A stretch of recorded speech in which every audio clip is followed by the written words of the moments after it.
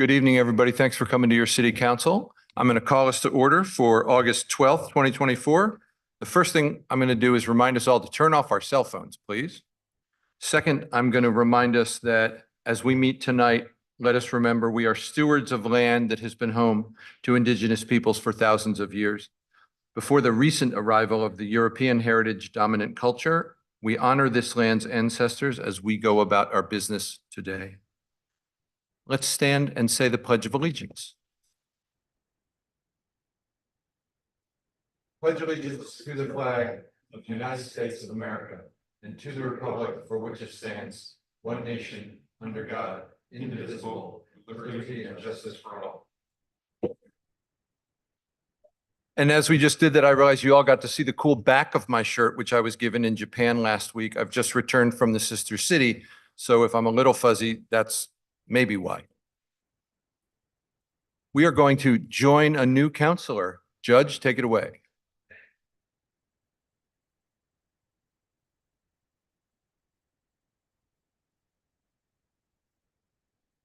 Okay. I state your name. I, Ben Mitchell, Do solemnly swear do solemnly swear. Sorry, let's figure this out. Is anybody able to help us with that feedback thing?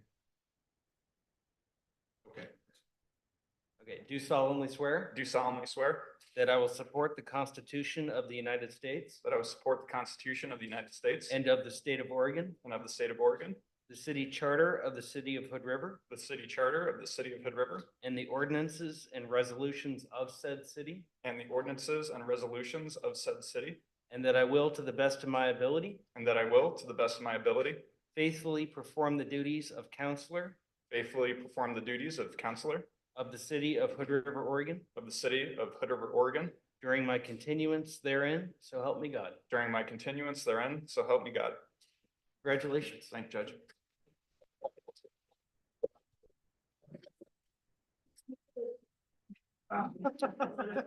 Judge. Thank you, Judge, and welcome, Counselor Mitchell.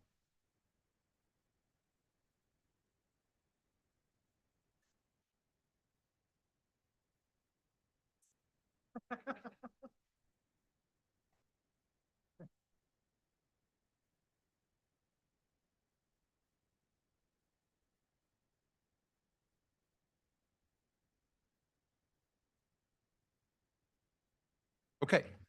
Are there any agenda additions or corrections, Abigail? No, Mayor, there are no changes to today's agenda. Thank you. Jen, is the volume on this correct now that it's back? We're good.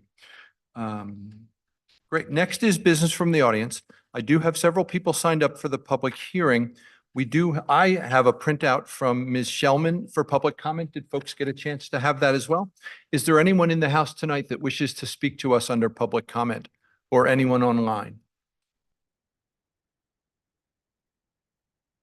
Hearing none, we're going to move on to the presentations. Am I in order, Abigail? That is correct, The Mayor. pen game happening? The pen has been restored. Okay, good. So- Jim Winterbottom has been in charge of hauling our garbage for a long time. I understand it's coming up on 15 years. Thank you for your service, Jim. Come speak to us.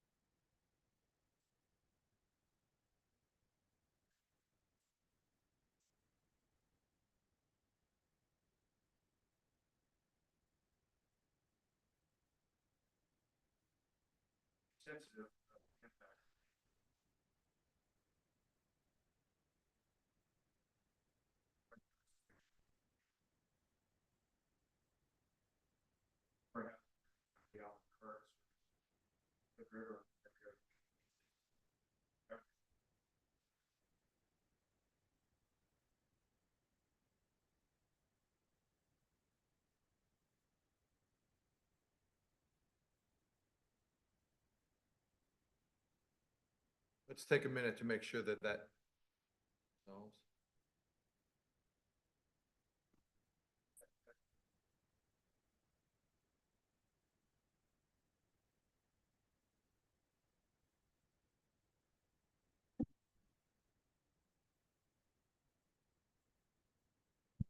But, yeah, put it under the table. Yeah, under- What's going on here? Hang on one second.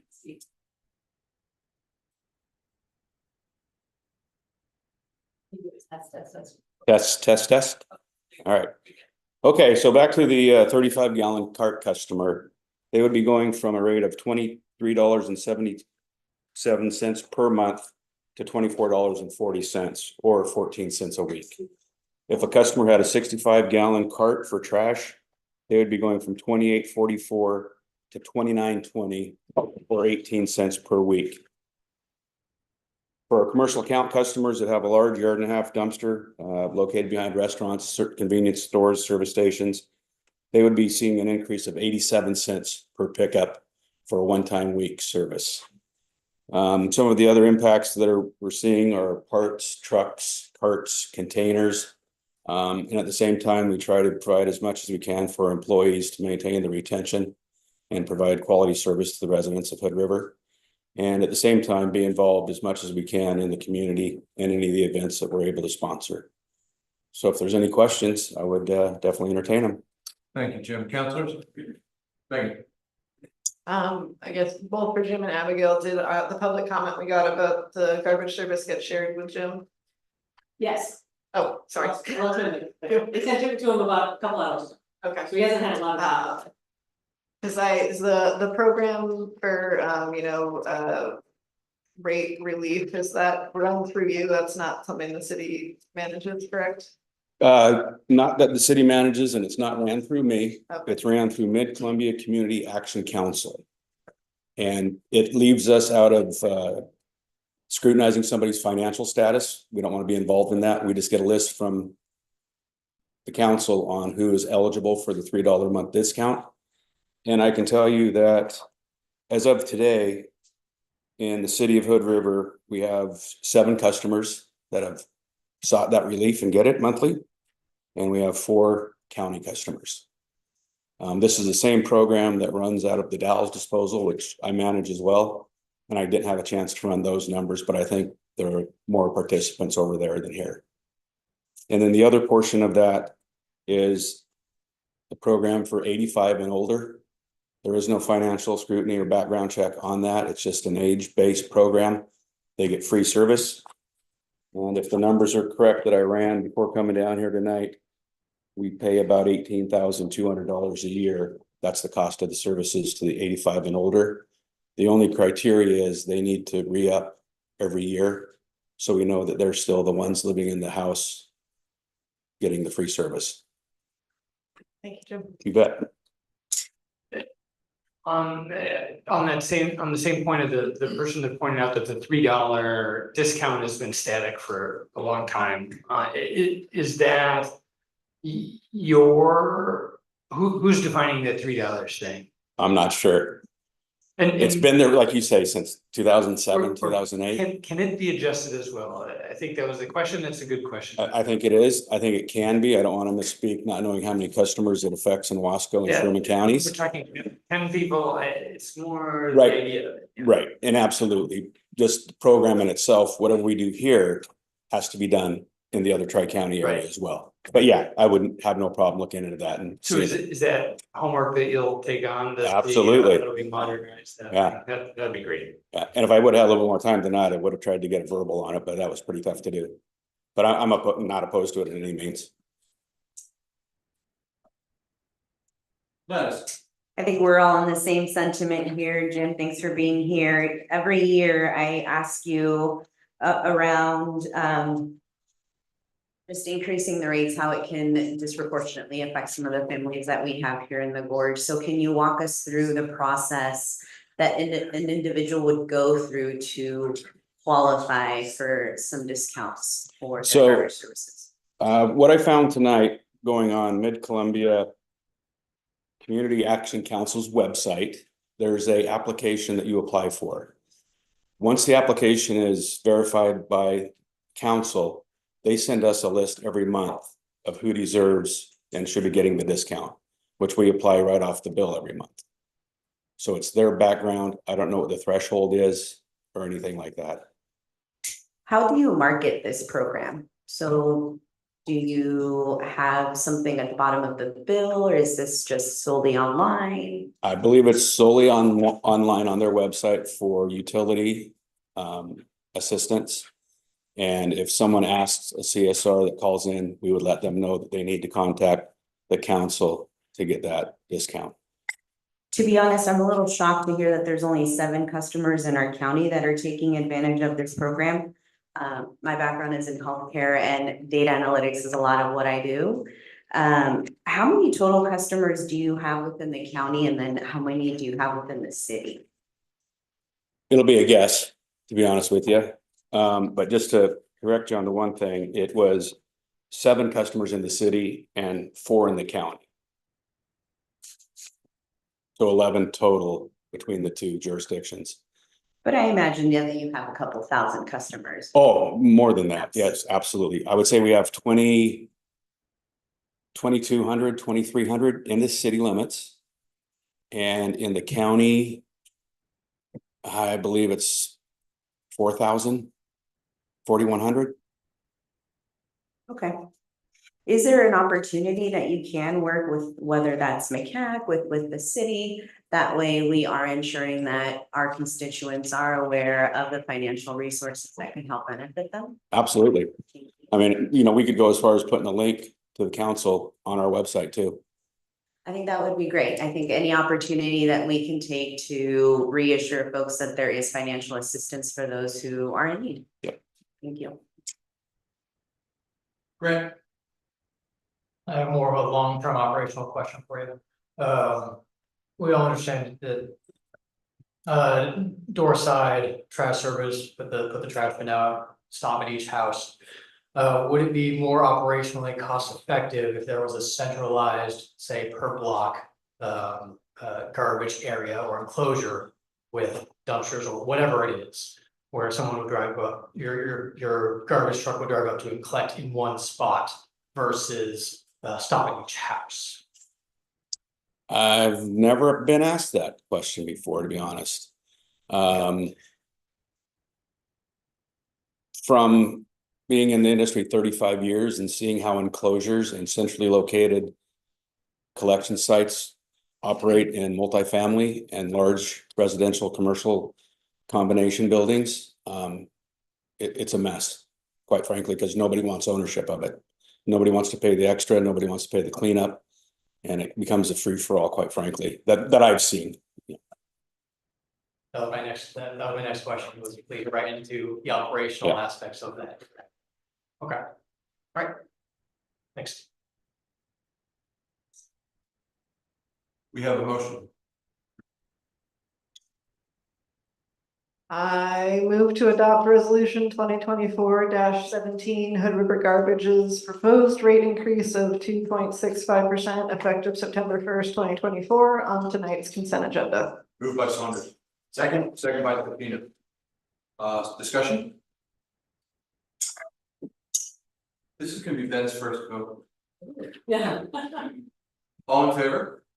Aye. Opposed? Chair votes aye, motion passes. Thanks, Jim, for all the good service. And I'll definitely get back to you on the questions. Thanks very much. Thank you. Next, we have Lindsay from McKay. Lindsay, give us 1 minute. We're gonna try to fix the microphone. Okay. Thanks. You pull it over.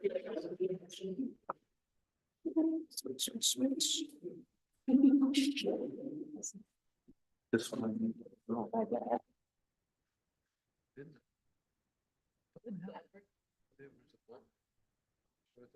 Great.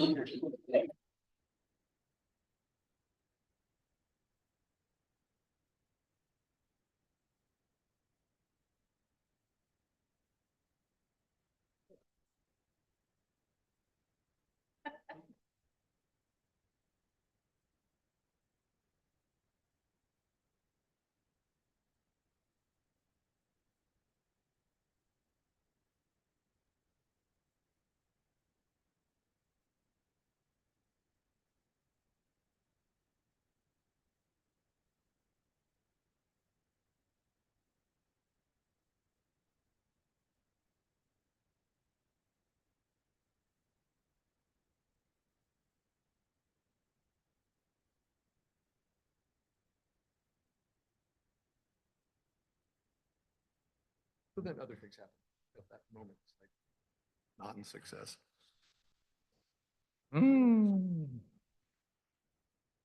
I'll point out that like this works almost every time. Good job, team. Thank you for your fixing and thank you for your good tech that we all now use since the virus. I landed Saturday. Okay.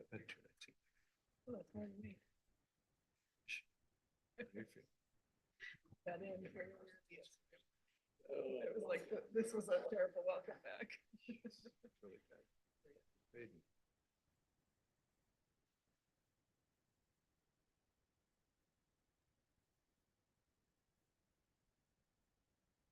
Ate a lot of cheese.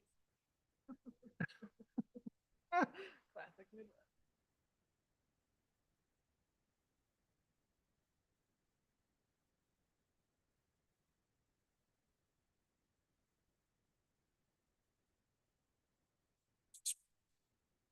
Voting.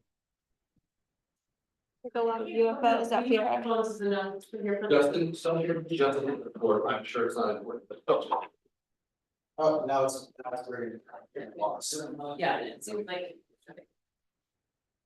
You can take yours back. Will that work? Okay, no, take that back. Yeah. This is the other one. I'm trying to figure that out. Keep those red. Get up there and speak, test, test, test. Test, test, test.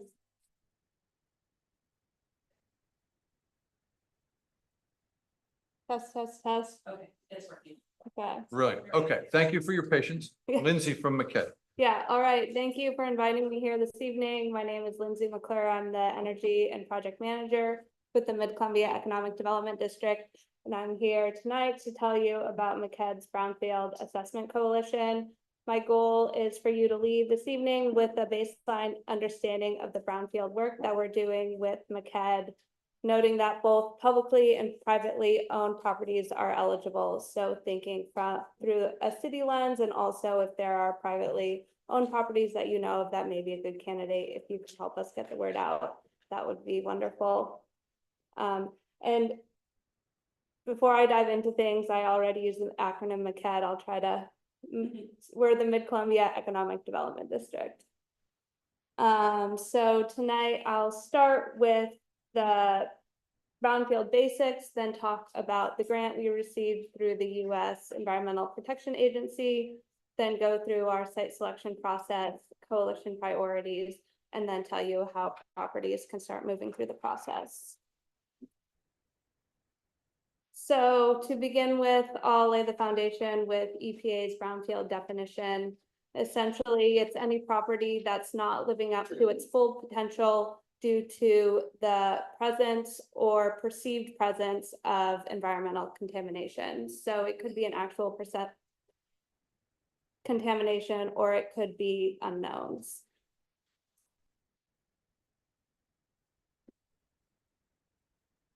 Revitalizing brownfields helps to address public health and environmental concerns, expands the available land for development and redevelopment, has a positive impact on neighboring properties, and provides many more benefits as well.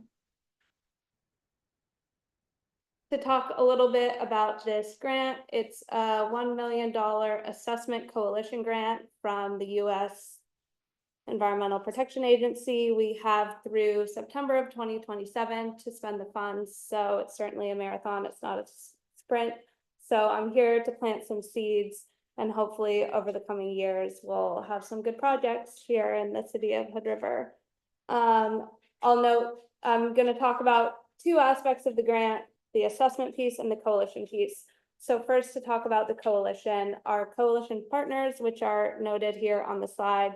You may notice that Hood River is not included. However, Hood River County is eligible. MCED worked with these coalition partners to write the grant, but because MCED covers a 5-county bi-state region, we were able to apply for funds that are available to any county within our 5-county region.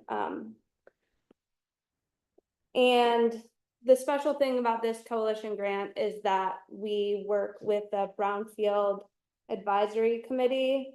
to approve properties and make big picture decisions about the grant. So when an application comes in, our advisory committee considers the application and then decides whether or not to move the project forward. On the committee is a representative from each of MCED's 5 counties, and representing Hood River County, we have Abigail Elder. So if you have questions, Abigail's been involved in this work very closely.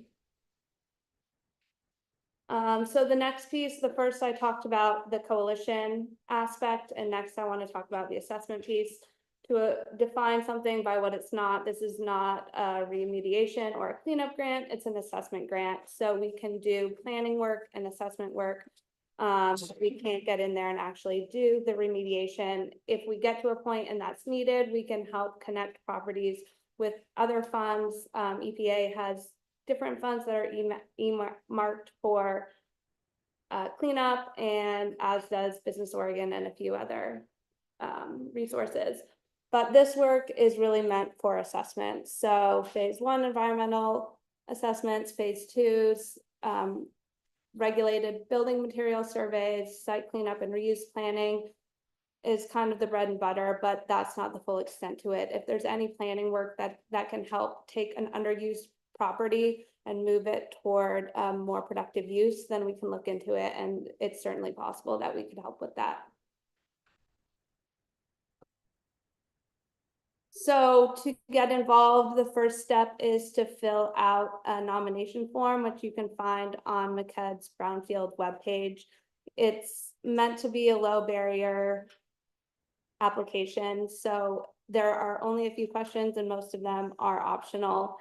It really just helps us get an understanding of what's going on with the property, how it's been used in the past, and how it might be used in the future. We'll take that nomination form, bring our consultant Stantec into the conversation. If it's really straightforward, then that application can go straight to the advisory committee for consideration, or more likely we'll have a conversation, talk about what the property owner wants to get out of this work and what we can provide, and come up with a work plan, and then take that work plan to the advisory committee for review.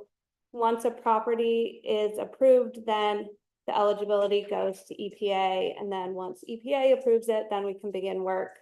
I'll also note that MCED went through the RFP process and hired the consultant Stantec, and we pay Stantec directly for all the work that they do through this program. So for property owners, we hope that it feels pretty streamlined. There's no money that they need to pay and get reimbursed. They don't need to go and find someone to do the services. That all goes through us.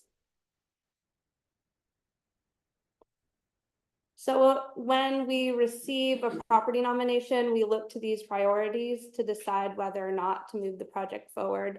Our priorities are really centered around making our area a better and more affordable place to live and work. So promoting development of new housing with a focus on attainable housing and multifamily rentals, resolving environmental barriers on employment and industrial lands, benefiting underserved members of our communities, and then also aligning with the SEDS and other goals that a local community has identified. So if there is a certain goal that the city has outlined in your work plan, and there's a brownfield project that lines up with that goal, we want to make sure that we have a pathway to help move that project forward.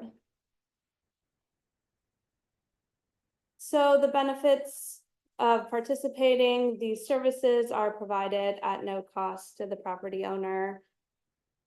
Having this initial assessment work done can be beneficial for properties that may be looking for financing or to help facilitate a property transaction. And I'm going to finish with a case study. The city of the Dalles had money through the same opportunity, and one of the projects that they did was at the Last Stop Saloon, which is in downtown the Dalles, and the private property owners had a phase 1 and regulated building material survey, which helped them understand their redevelopment barrier. And then the program also developed a conceptual floor plan to take the top floors that are currently unused and turn them into multifamily housing. So that project is moving forward right now.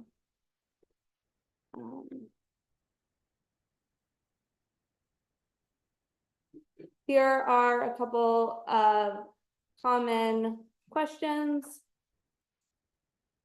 The first is that if contamination is found, is it better to not know? We think that understanding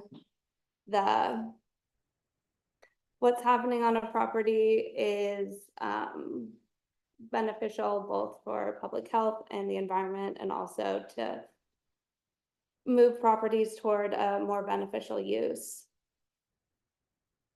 And the second question is about the DEQ, and my understanding is that unless there's a substantial and immediate threat to public health, they're not going to come and demand immediate cleanup. And with that, I'll take questions. Thank you, Lindsay. Ben? Is there any kind of assessment as to what the level of need there is for this, or like potential sites, particularly in the city of Hood River, like places that may qualify? I know that there's a nomination process, but I'm just curious in terms of, what you think the level of need is for this. Yeah, that's a good question. And when we prepared our application, we did an inventory of high priority sites throughout the gorge. And within the city limits in Hood River, we focused on a few properties in the Heights. We didn't get more detailed than that, but we kind of identified that Heights corridor as one area that could see some investment from this opportunity. I guess semi-related to that question is, is there then outreach? And let's say the Last Stop Saloon, how did they find out about the program? Are we not able to get the word out because Hood River County is not participating to the level that others are? Or, I know that Abigail's involved. Just what's the outreach look like? Well, this is the very beginning. We really just stood this program up. So I'm here to tell you about this program, and honestly to ask you if you have any recommendations for outreach, because we want to make sure that no one misses out because they don't know about the program. And what are the other counties that are participating or that have seen this program so far? What are they doing for outreach that you've seen work?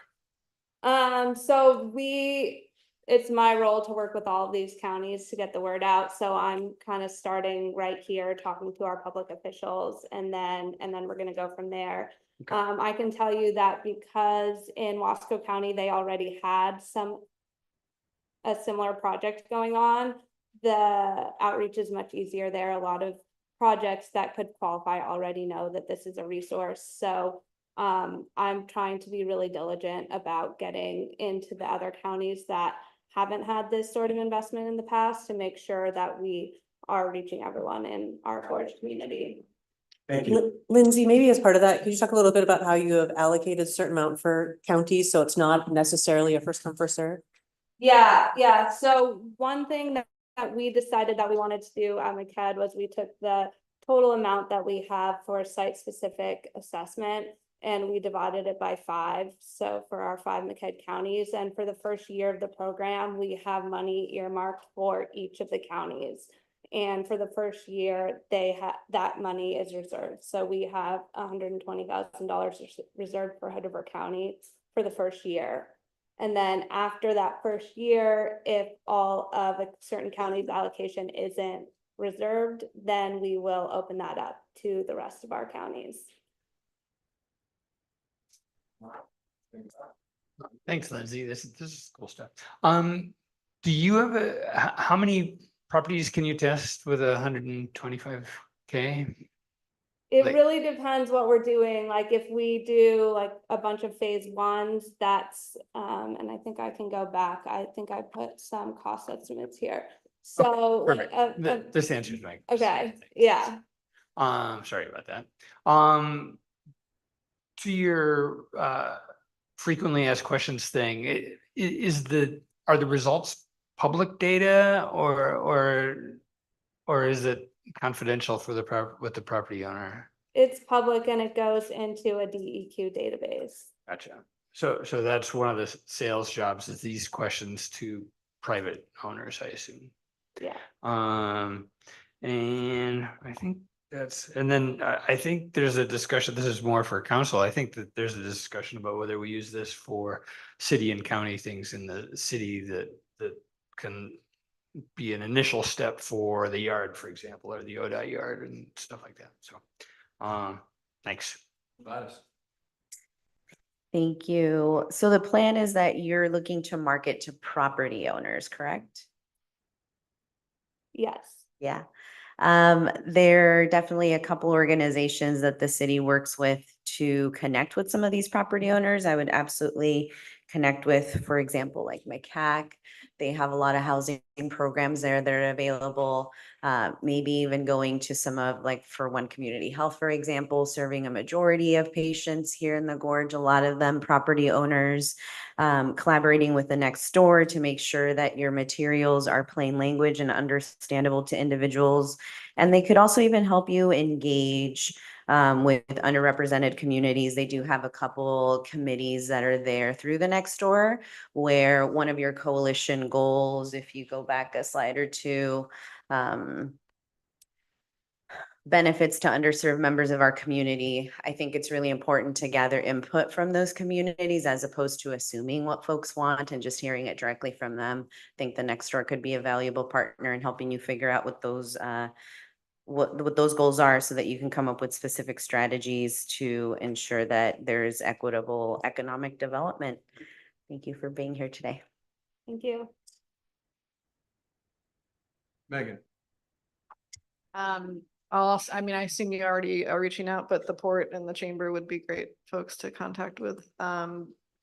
I know you've already got Abigail on your committee. Is there, besides generally we're aware of it, we can talk to our community members. Is there any, specific engagement or assistance you need from council at this point, or? No, I wanted to make sure that you know what's going on, and then if there are ideas that come up, or if you talk to someone and there might be a fit, if you can send them my way, that'd be great. Thank you. Ben. Just a clarifying question. Say, like a property gets through this whole process in terms of planning, makes it up committee, and then goes, becomes eligible for EPA funding. That's not necessarily guaranteed, correct, that they would get that for the cleanup part, or because that's the EPA's decision, or is this like a guarantee that if they make it through this and get approved, that they would be eligible for cleanup funds? So it would be a different application for cleanup. Okay. Yeah, good question. Thank you, Mayor. I just would like to comment that I've had the chance to work with Lindsay on this project, and I really appreciate how she and McCad and the partners have made this a very non-bureaucratic program. The application is 2 pages. We meet once a month or every couple of weeks, give people really quick turnaround. And I think when we, the committee, have questions, Lindsay's gone back and kind of clarified or coached with the property owners. So the ones we've seen mostly have come from other counties. There's been a couple starting to trickle in from Hood River County, but anything you can do to help advertise this project, because it really is a very easy program for property owners to access. So I thank Lindsay for being here tonight and for conducting just a really smooth, easy program. Good work. Because it sounds like we're technically a partner in this, is this something that we can also advertise on our social media? Okay, great. Absolutely. Thank you. All right, thank you. What's the next step? Is there a motion here? No, tonight was informational only. Thanks, Lindsay. Thank you. Congrats on getting this grant. Yeah. That takes us to public hearing. I have a script, right? I will now call to order a public hearing for planning file 2024-13, amendments to the Hood River Transportation System Plan. Let me begin with a brief description of tonight's process and a few disclosures required by state law.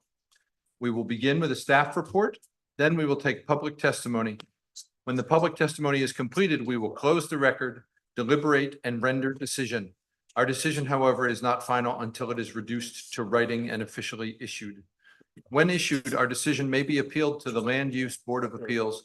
However, to appeal one of our decisions, you must participate either orally or in writing before the close of the record. Here are some basic rules for presenting testimony in tonight's hearing. Begin with your name and mailing address, and please limit your testimony to issues that are relevant to the proposal and the approval criteria. That is the procedural introduction for tonight's hearing. Does anyone have a question about this procedure? If anyone has any questions about the process as we go forward, feel free to ask them during the public testimony portion of the hearing. For audience members watching on video, please use the raise hand feature in Zoom if you wish to speak. For audience members listening by phone, please use the following commands via your phone's dial pad. *9, raise your hand if you wish to speak. *6 will toggle mute and unmute. A quorum of the council is present. Do any councilors have any conflicts of interest to disclose since the first hearing on this matter? Not a conflict of interest per se. I was previously on the planning commission, and so this came before me during the July 5th, July 1st meeting. And so I voted on it and voted to recommend it. Yeah. Thank you, Ben. Appreciate you being clear about that. Dan, I assume you're on. If that's something we should follow up on, please feel free to make an appearance. No, what Ben just declared is, doesn't constitute any particular problem. It was just a recommendation of the planning commission, but it indicates that he knows quite a bit of background on this, having been through it once already. That's all. Thank you, Dan. Thank you, Ben.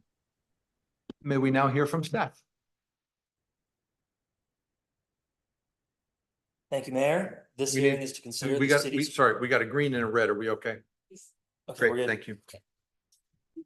This hearing is to consider the city's request to amend the transportation system plan to incorporate the Heights Streetscape project. Tonight's hearing will include a brief project background, an overview of the proposed TSP amendments, and also includes an opportunity for public testimony and council deliberation. Project was initiated by the Urban Renewal Agency Board in 2021, and over the last 3 years has included public outreach, design studies, and implementation strategies completed at the end of 2023. In January 2024, the Heights Business District Urban Renewal Plan was amended by the city's URA. Although this is the latest council hearing, it is important to note the amount of public involvement over the last 3 years. It's included a number of facilitated small group meetings with individual interest groups, local business owners within the study area, and residents, including 2 meetings in Spanish. There was a 2-day open house with over 250 people attending to provide input on the design alternatives, a month-long online open house survey that 1,200 people interacted with, completed by 306. 21 of which were completed in Spanish, and an additional 15 public meetings before the Urban Renewal Agency Board and its advisory committee. A public engagement summary with an in-depth overview of this is included as part of the approved plan. For council and public viewing tonight, here's a quick recap of key projects included in the Heights Streetscape Plan. One of the primary projects built into the plan is the May Street intersection improvement, which includes the construction of a new roundabout, pedestrian crossings, and bike lane. The 13th and Belmont intersection and 13th conversion to a 2-way. 12th Street bike connection that extends the Heights Business District to the Indian Creek Trail near Pacific Avenue. May Street improvements, which include a cycle track and signal improvements. 12th Street cycle track, revamped parking, sidewalks, and pedestrian crossings.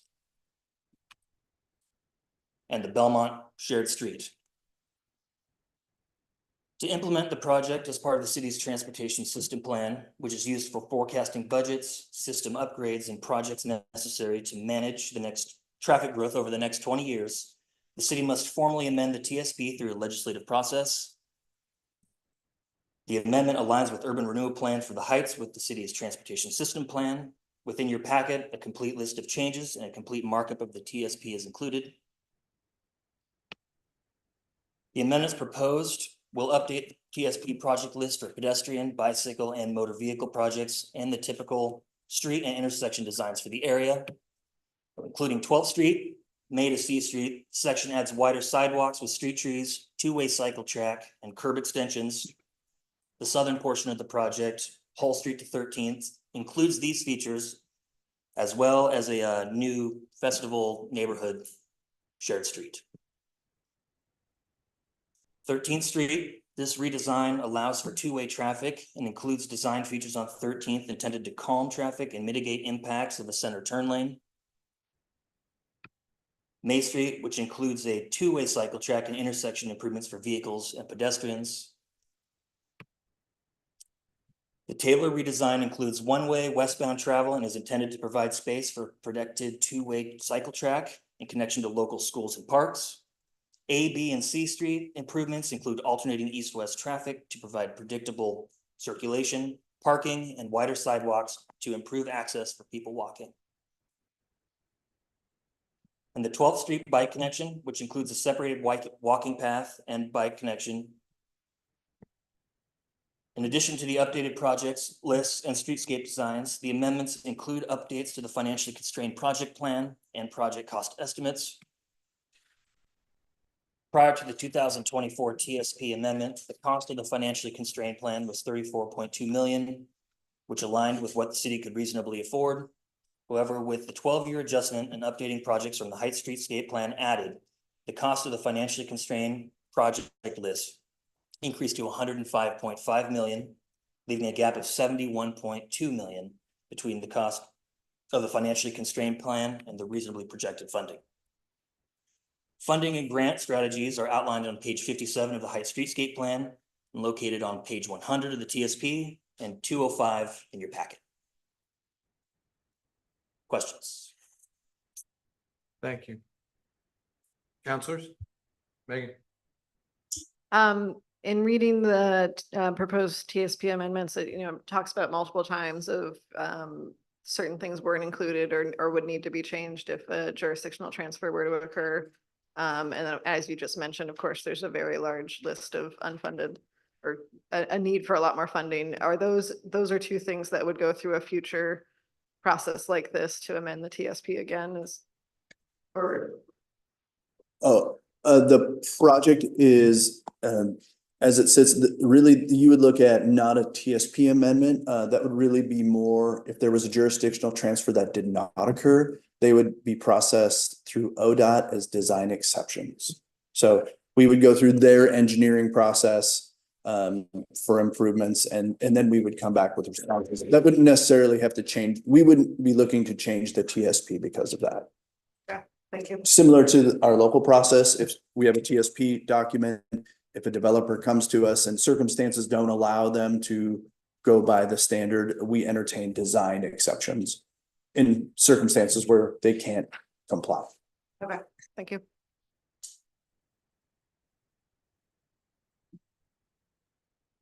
We have some folks signed up to speak. Any other comments or questions from counselors before we move to that step? We're doing the comment part as part of deliberations, I assume. Yes, I think that's right. This specifically was questions. Thank you. So I have two people signed up to speak. And then I guess we'll start there. And then Jen, if anyone raises their hand, ping me. Okay. So first I have Alex followed by Pawan.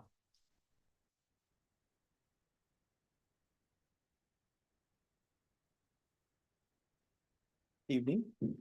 Thanks for having me. My name is Alex Hattenhauer, address 122 West 17th Street, The Dalles, Oregon, 97058. Appreciate your time and happy to be here. And I appreciate all the time and effort that's gone into this plan. It's been 3 years, lots of paperwork, lots of people's time and effort. So I'm here to represent a business that we own on the Heights, 1413 12th Street. Union is the cross street.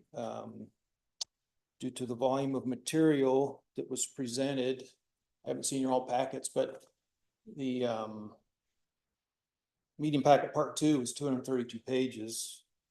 The original transportation safety plan was 780 pages. The amendment for the revised TSP, which highlighted underscores and strikes, is over 100 pages. So that's about 1,000 pages. So what I'm here to do is ask for more time to review and make comment. And I would propose that's done in one of 2 ways. It could be done in a continued hearing at a meeting in September, or at a minimum 2 weeks from today for time for me to submit some written comments. So basically what I'm asking is to keep the record open. And I don't think any of you could disagree, and the audience is here, some are participating on probably more on my behalf than others, but that's a lot of stuff to digest, to make good decisions. But in doing so, I feel this will allow myself and others the prudent time needed to fully understand the scope and impacts this plan and the amendments may have on our places of business. And specifically to my family's business, 1413 12th Street Heights Fuel Stop. Appreciate your business. The concerns that I have for that particular location are, there's no certainty of driveway access to or from 12th Street, which is important for people to get on the property, people to get off the property. If the driveways on 12th Street disappear, the doors close. There's no certainty that fuel transport vehicles, which are give or take 70 feet in length, bumper to bumper, will have access to or from the property. And that's how it's currently served for the needs of the motoring public. There's no defined scope of work on Union Street, which is a side street, and how that also may affect the current and future use of the property. There's no certainty that the existing business will be able to continue post any plan amendment or closure on 12th Street. There's some potential safety issues. It is a gas station. Don't have emergencies very often. It could be a concern for access for fire and EMT. If there's no access off 12th Street, we've got a side street access, we've got cars on the property. What do we do? So I think that's a concern that needs to be discussed. So the question was, what would be the means and methods at that point? And I will point out, thank you, Lindsay, for your talk. She went. The site can be purchased, and it may be in the best interest of the city to do that, to create some green space, pocket park, parking, EV charging, you name it. So I'm throwing that out there. That's pretty much all I have to say, but I'm here to, I guess, take questions if I'm allowed, or just probably used up my 3 minutes, so I appreciate the time. Thank you, Mr. Hatnow. Okay. On. Good afternoon, Councilor. This is Pawan Bear Singh from Height Shell, which is now VP Racing Fuel.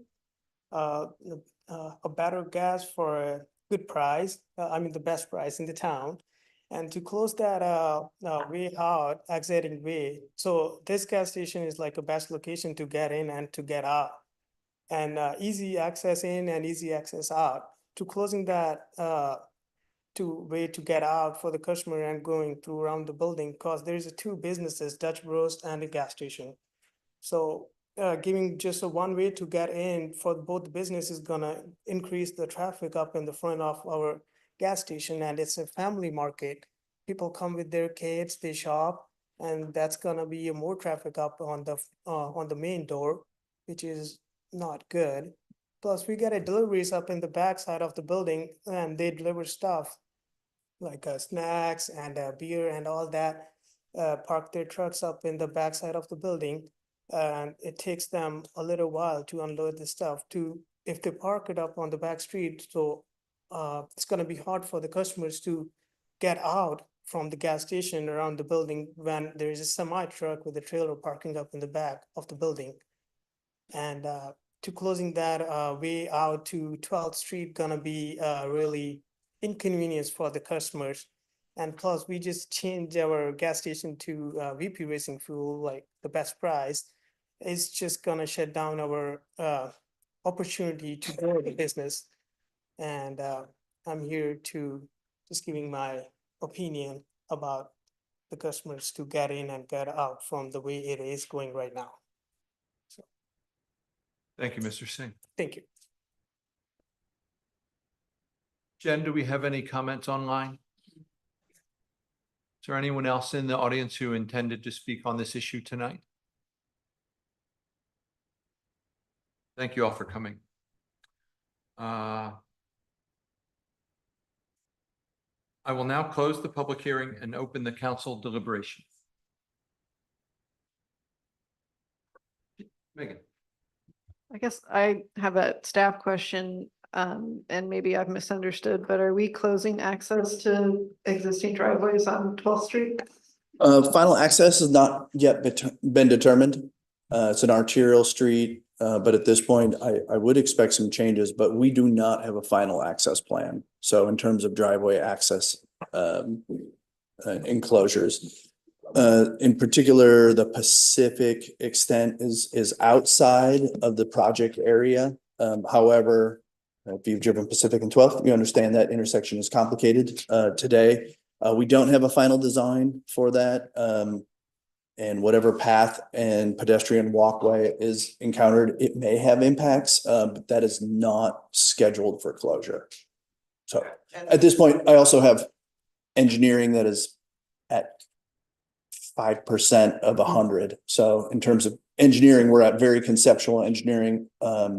It's not yet been determined that that's a closure.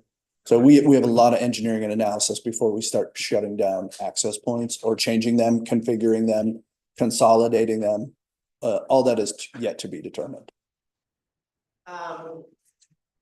What does that process look like with the landowners at the time? For access, we would have to get much further into design and we'd have discussion on closures and or changes. So there would be a formal discussion prior to that, but that would come with some better plans or some more accurate and complete plans where we could see where this is possible. So just like a state access closure, we would be looking at who has alternatives, who doesn't have alternatives, what are safe accesses, what are consolidation of access points. We would have to look and analyze all those prior to any action.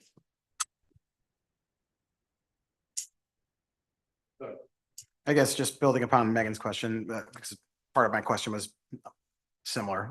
But so I guess for Dustin, so if someone was to disagree with what had been proposed at that point, what recourse would they have? I'm sure I'm imagining people trying to understand what the right time to bring this up is, is there anything you can just provide in terms of clarification for how that process works, once that engineering happens? Yeah, and at this point, we haven't identified what it would be. There is not a process laid out for an appeal or final engineering or access. We're far from that. At this point, it would be an appeal to ODOT. So they control, even now, they would have access rights control, change of use. They could shut down an access, change it, reconfigure it, reevaluate it. That'd be an ODOT process. We don't have a localized process yet. Normally it would go through the city's engineer. However, this would be a little different as it's a project of a little different magnitude. So that would be something we would likely establish with some of the jurisdictional transfer and control. So right now, it would be ODOT engineering request. Thank you. Yeah, just, to put those minds at ease. I mean, the council, the city, I think are cognizant of changes and how it won't.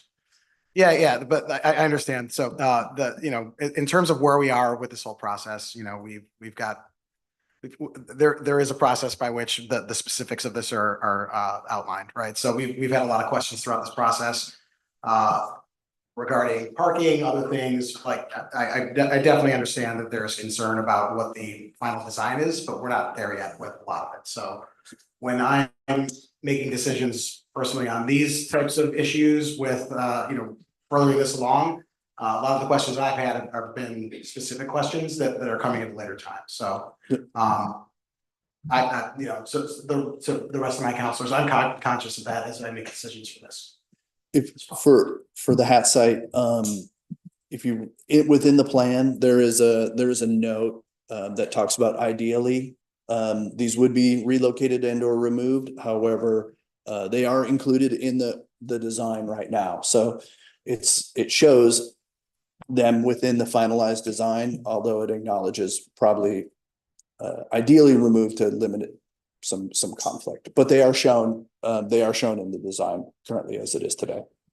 Mark, and then Les. Can I just clarify that they are included is the driveway access is included? The driveway access is shown in the plan Okay. with a note that says ideally these would be relocated. But they are currently in the plan. Yeah. So shifting gears just a little bit, this is the next milestone of us saying this is a good idea to grow, change the heights. And it's been, 3+ years where it's come to council regularly and it's a big, huge thing. And every single time we've said, yeah, we want to go big because it's going to be safer. It's going to be, it's going to take a place that doesn't work that well into a place that is for a lot of people. So I'm super happy with all the work that staff's done, all the work that the community's done and putting words, putting inputs into the plan. And I'm excited to, vote to continue the process. And today's step is updating the TSP to include this stuff. For people that are down there and concerned, it's real world. I understand that. And I think that staying plugged in and using the process, we had the same thing when we did State Street Urban Renewal District. And our goal is not the city doesn't want to shut anyone down. The city wants to make it a vital place that'll sell even more French fries than you sell now. So be diligent and patient as we get closer to the steps where that's important. So that was my whole soapbox. As we start finalizing the plans, is there another opportunity, Dustin, for community involvement similar to the input that was given initially to report back the findings? Probably not to that extent. As we move closer to, and I would hate to say closer, next along, it becomes less goal setting and vision setting. That was the kind of the blue sky picture of what it could be and more as an engineering feat. So did the geometries work? Do the utilities align? Certainly, much like any street project we have, there's outreach to, especially in this, you were talking about some of these will be major disruptions, construction projects, ongoing. We have that localized contact. Usually Public Works is on top of that with their contractors. This is coming. So the input looks different. It's more of notification, less collaboration. So we take serious these folks' livelihood and their businesses and that impact, but it's less community-based input, and we're not reinventing the program there, but we're refining the program.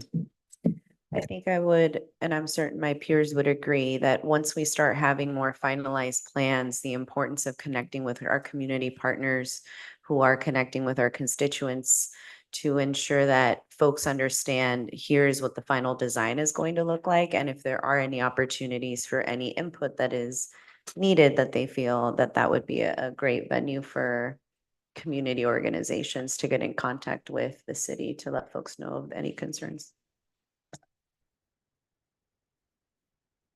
Ben?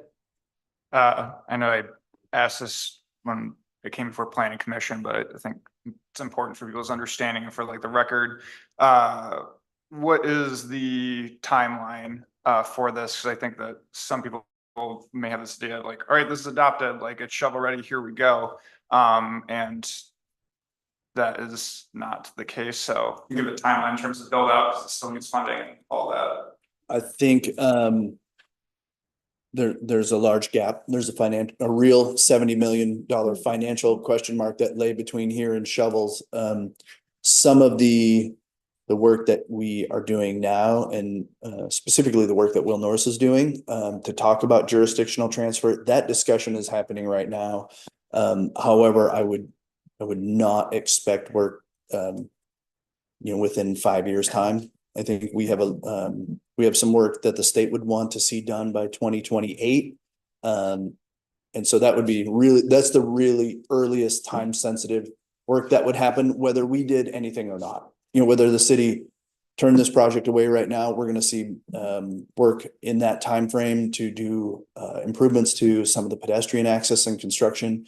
We would want to certainly align the project so that work that the state is going to have to complete to satisfy their settlement agreement is not work that goes wasted by future construction. So that's really the most time sensitive improvement that is coming and has been coming for years to come. Nothing before that. So. Jacob and Dustin, and to the point of one of the other public comments concerns, I know we spent time and really considered, emergency vehicle access and deliveries along 12th Street, especially, narrowing it to one lane. I don't really remember the full process or how that ended up. Can you kind of flesh that out a bit?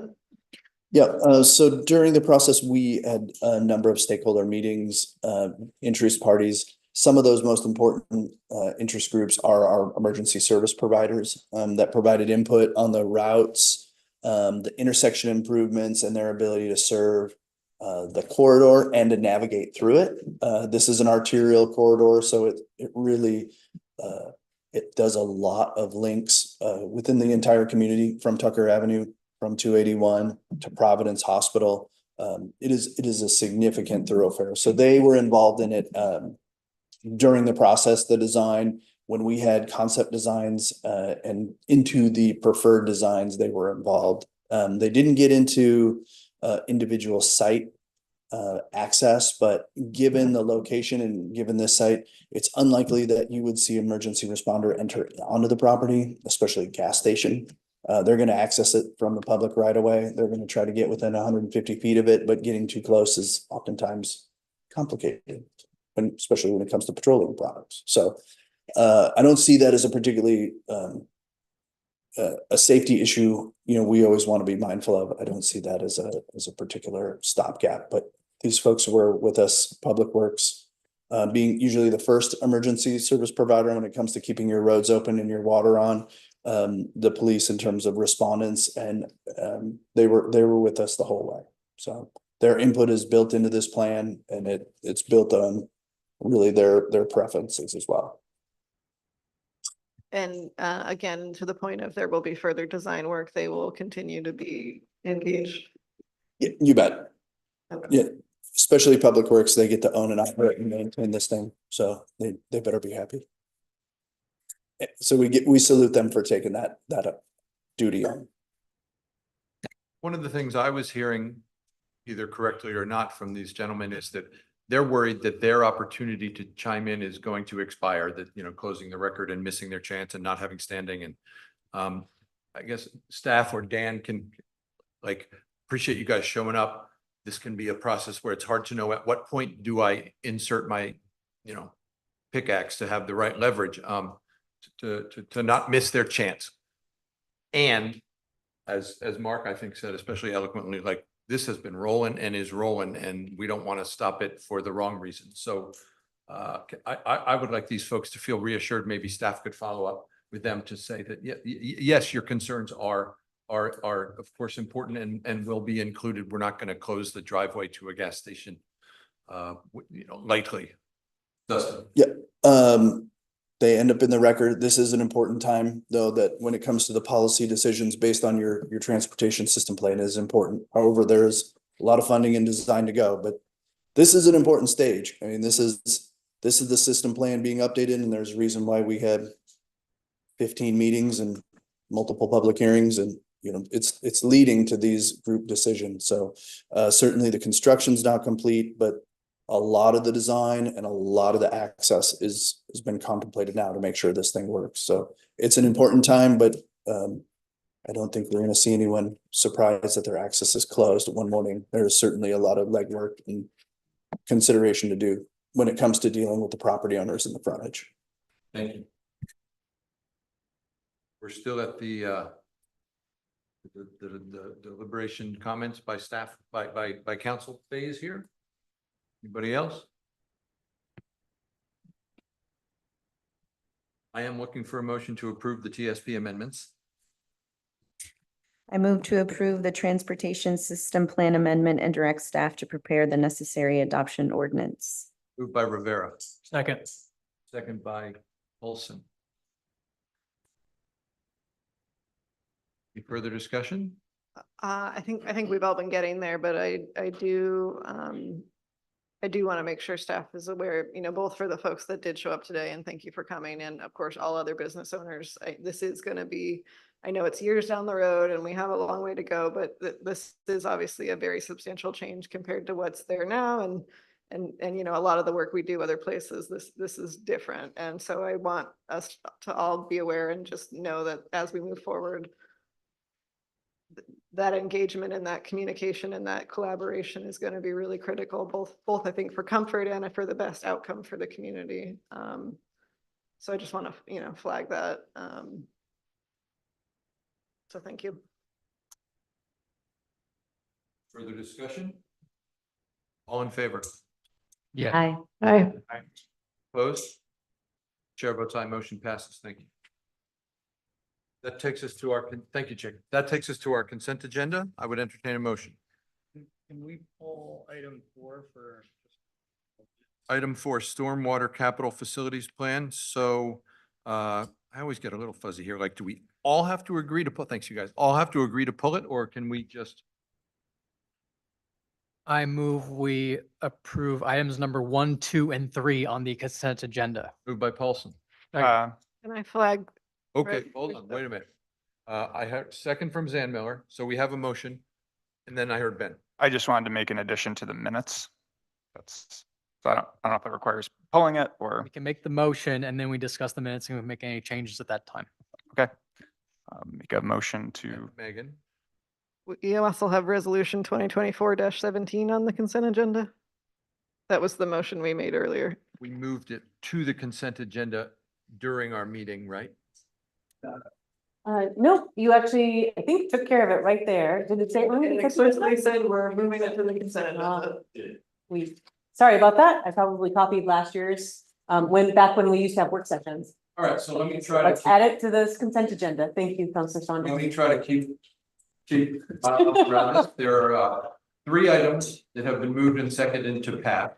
I believe Councilor Mitchell has a comment about one of those items. Yes, I wanted to make an addition to the minutes, and so I'll make a motion to remove them from. No? Let's not do that just now. Okay. So tell us about the change to the minutes, please. It was in regards to the voting process for my appointment. There was what I think is a somewhat significant omission from in terms of the process that by including it may be helpful in the future in case there's a split decision that comes up. So one path forward I can see is we can vote on this motion and vote against this motion so that it will fail. And then we can proceed in a different way. So barring another suggestion, that's what I would recommend we do. All right? Motion on the table. Any further discussion on this motion on the table? All in favor? Opposed? Yeah. No. No. Chair votes nay, the motion fails. Okay. Now we're back at least to a starting point. Zan Miller wanted number 4 off. So Mitchell wanted to adjust something on number 1. And Saunders accurately pointed out that there's actually a number 5. Am I still on track here, people? You got it. Okay, that's at least where we are. Thank you. can I ask staff if the minutes to be amended should just be told to be fixed? Or anything small we can add tonight? I think we're fine either way. Maybe the cleanest is just to pull it. We can review the video and add a sentence or two about that second piece of the process. Okay, and we're all comfortable with the July 29th ones being included tonight? The 6-minute meeting? Yeah. Yeah. Okay, Okay, so I'm hearing that we're going to take July 22nd minutes off of this consent agenda. Everybody okay with that? I think it's clear that that's what we're doing. Is everybody okay taking number 4 off of the consent agenda as suggested by Zan Miller? Okay, so we're down to half of 1, 2, 3, and 5. Do we all understand what we're doing? I would entertain a motion to approve these items. I move we approve the amended consent agenda with the July 22nd minutes and item number 4 removed. Moved by Saunders, second by Paulson. Discussion. All in favor? Aye. Opposed? Chair votes aye, motion passes. Okay. And the 22 minutes aren't coming back. All that's left is number 4 right now. Mark, would you like to talk about that? Yeah, I have a question for staff. The stormwater CIP is something that we've talked about for a decade. And there's a concept called low impact development that we actually invested a ton of time into studying a number of years ago now. My question to Adam is, I think, does approving the CIP say whether we can't, does it rule out adopting LID stuff if council reprioritizes what used to be a priority? It does not. So there were 2 options when we looked at the stormwater facilities plan, and the second option did include full stormwater assessment, and LID would be included in that. And staff felt that at the time, just we needed to get the plan completed, get a financial analysis done so we can start looking into the future on a plan to move forward with getting an idea of areas that we need to go into sooner than later. So we felt like it was a good time to complete it, not go into full review, but yet with the West Side Urban Renewal was the other portion of this, with it coming into effect, complete this, and then down the road, look at both LID and West Side Urban Renewal as well. So Got it. this was like the lesser of the option to go with. So That makes perfect sense. And there's certainly milestones in here that I saw that could allow a council priority to focus on LID again. And I just wanted to open this to make sure that we didn't close off a road that I think is fairly important. So, okay, thank you. Given that, I would entertain a motion. I will make a motion to approve the stormwater capital facilities plan update and completion. Moved by Zan Miller, Second. second by Rivera. Okay, discussion on this motion. All in favor? Aye. Opposed? Chair votes aye, motion passes. Action items, animal control. I think we're starting with Abigail.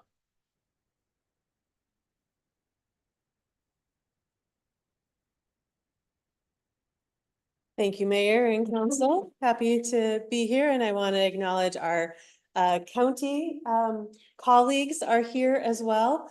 the last time that we had this conversation, you had a number of questions, which I sent over to the county, and they were kind enough to send answers, so you have those responses in your packet. So at this point, I think the chief, police chief and I have been through this a number of times, and at this point, we're recommending that you consider approving this IGA, simply for the fact that it's just 2 years, and that would buy us a little bit of time to kind of work with the county. They have had some turnover, to work through and figure out, maybe a better long-term plan for animal control and for our relationship. But before we do that, we want to take time today, answer any additional questions you might have. And my county colleagues here and the police chief are here to answer any questions. Thank you, Abigail. Yeah, so I don't have any official presentation for you tonight. Questions? Thank you for being here today. Over 30% of the population here in Hood River County identifies as Spanish speaking. Is staff bilingual that reports to any of these incidents? And when you don't have a staff member that is bilingual, what is the process that is then taken to ensure that community members are informed of the process? I'm gonna turn this over to the county folks, and I'm gonna let them introduce themselves as they come up. Good evening, council members. Allison Williams, County Administrator. Amanda Cochran is our Animal Control Officer. I didn't have your full last name. I'm still learning. Cochran Green. Yes. And Brian Rocket, our under sheriff. Under here. Sheriff. Whatever we can. And so just wanted to put faces of the staff that do this important work. We have a longstanding relationship with the city and providing the service. And so, yes, Councilmember Rivera, you had some questions that came over today in regards to bilingual staff. And so I'll let Amanda talk through that and how you process that when you come across a member you're dealing with of the community that is non-Spanish or non-English speaking. I'm not bilingual, but I do have. I'm not bilingual, but I do have Spanish speaking counterparts that attend calls with me. If it's kind of a on the fly, I encounter somebody Spanish speaking, I can call somebody in the business office and they translate over the phone for me. So there's always communication happening with the Spanish speaking population. Perfect. Besides the website, what other materials or resources are available in Spanish? I'm still working on that. I have created some posters and posted up around town in Spanish and in English, referring to the dog license program. I do have an animal control pamphlet that I had translated to Spanish, but the outcome of that, it wasn't as desirable. I mean, I couldn't distribute it to the public, so I'm still working on getting that translated. Perfect. If you're in need of any interpreting services, I'm certain that Abigail can point you in the right direction to ensure that our constituents are also aware of the process. I had one final question for you all. When was the last time that the rates for licenses were adjusted? 2018. I should also mention that, oftentimes we look at the services that we provide from a call and statistic standpoint. When we're dealing with something as important as people and their pets, or the service calls that our sheriff department is providing out in the field, it's a relationship basis. And so I just would like to commend our staff on the work that they do and the time that it takes to deal with many of these issues that are, it's a relationship, especially when you're talking about licensing and shelter and all of those things related to animal control. I agree with you, and I really want to thank you all for the service that you all provide our community members. It is a vital service, so thank you for your time and effort. My last question, since the 2018 was the last time that the rates went up or that the licenses were adjusted, is there any sort of plan, like after 2 years, that you're going to reevaluate the prices of licensing? I was gonna reevaluate the fee schedule next year. I just with the COVID, and I didn't think it was a good time to increase those. So maybe next fee schedule. Thank you for that. Thanks. Megan. Well, thank you all for being here. I have like stepping way back some questions, but the opportunity to talk to you is very rare. So I'm gonna take it. But can you talk about, so animal control services in the county, where does the funding come to pay for that for the county residents? So this is a part of our sheriff's department budget. And so in this fund in particular, we look at the city's contract and then the county's general fund, as well as licensing fees and fines and forfeitures, and then there's an interest allocation. Right now, it is a self-funded fund, and that is pretty critical moving forward. So anything you want to add? It's a special revenue fund at this point. There's no general fund awarded into it. So it's self-sustained right now. So moving forward, that's why we want to hope that we can continue the relationship with the city with the contract and the agreement. Sorry, you said part of it was coming from general fund and I you're was saying wrong. it's, I'm still learning. okay. In my mind, I was going through the sheriff's budget, and then, yes, this is a special revenue fund, so it is self-supporting. So outside of the city contract, it's dog licenses and fines that are paying for the, And interest, yes. Mhm. okay, which city residents are paying into equally to county residents? In regards to the fines and forfeitures? I mean, or I the- assume by population, they must be Well, that's gonna relationally depend paying on in. the amount of licenses, county versus city. So all of those revenues are attributed to the program.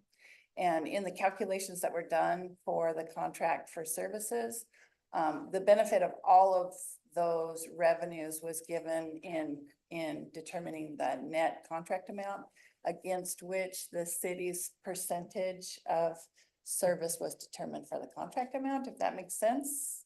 Well, I guess the budget you sent seems like there is general fund subsidy, so I'm still getting confused about where the money's coming from.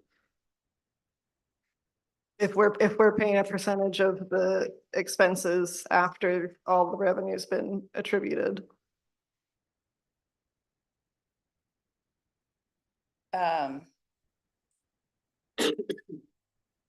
So there.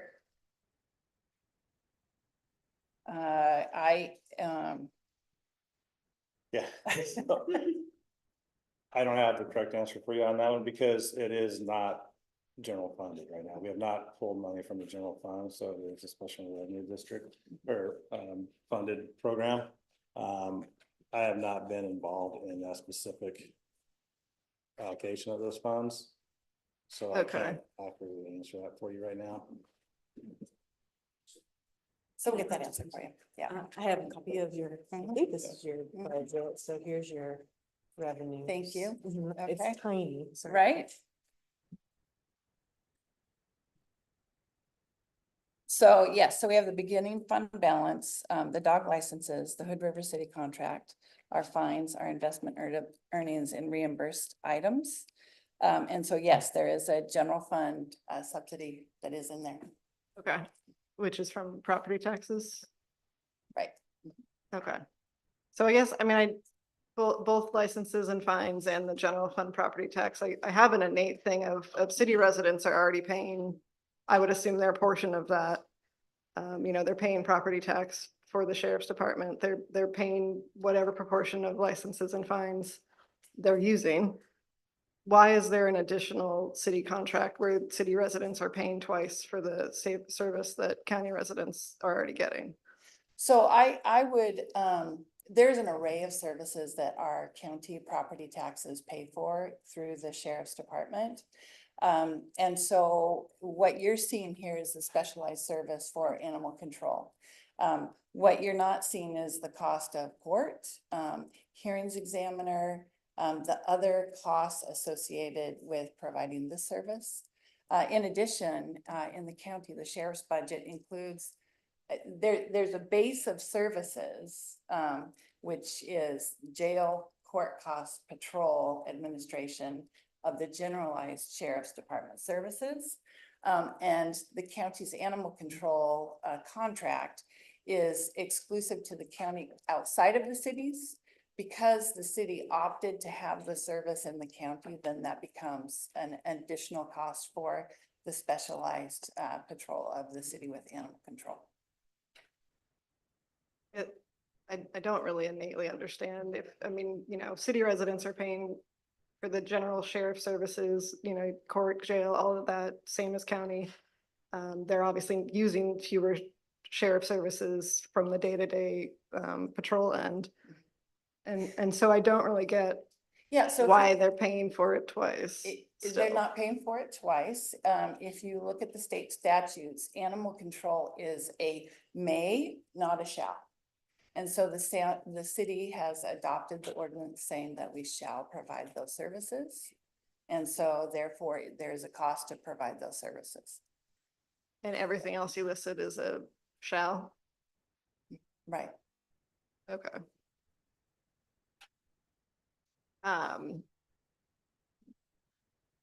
And sorry, I'm gonna keep diving into this budget a little bit because it doesn't make sense, but in your allocation of how you came up with the bill for the next 2 years, the numbers we got from Abigail in our packet, don't seem to make much sense. Can you explain that further? So when I came to take over the administrator's job, there was a contract that was proposed. And so what I did was pull together the calculation that was done for the numbers that were proposed. I felt like it was transparent to put that out there and be consistent with it. And so in transparency, I provided the direct spreadsheet to Abigail. She took a look at the calculations and noticed the percentages being calculated against the cost for shelter services. And so I think that's the differential between what was provided to you and the review of the calculation. Okay. I mean, so in the year one total, it's adding 2 different years together and calling that 1 year's worth of fee, which still didn't really make sense. No, so in the spreadsheet, the calculation, each year is separate, the way I look at it. So there's the numbers for 21 and numbers for 22. And there was a percentage of services and contract amount that added up to the total.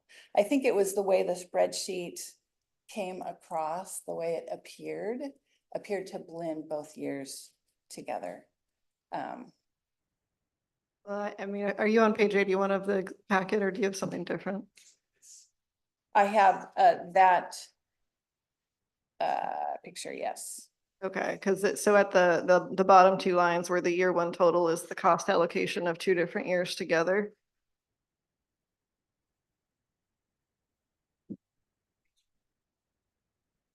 I think you've got the Yeah, same thing. I Let do me give have that the to you. same Okay. thing. Mhm.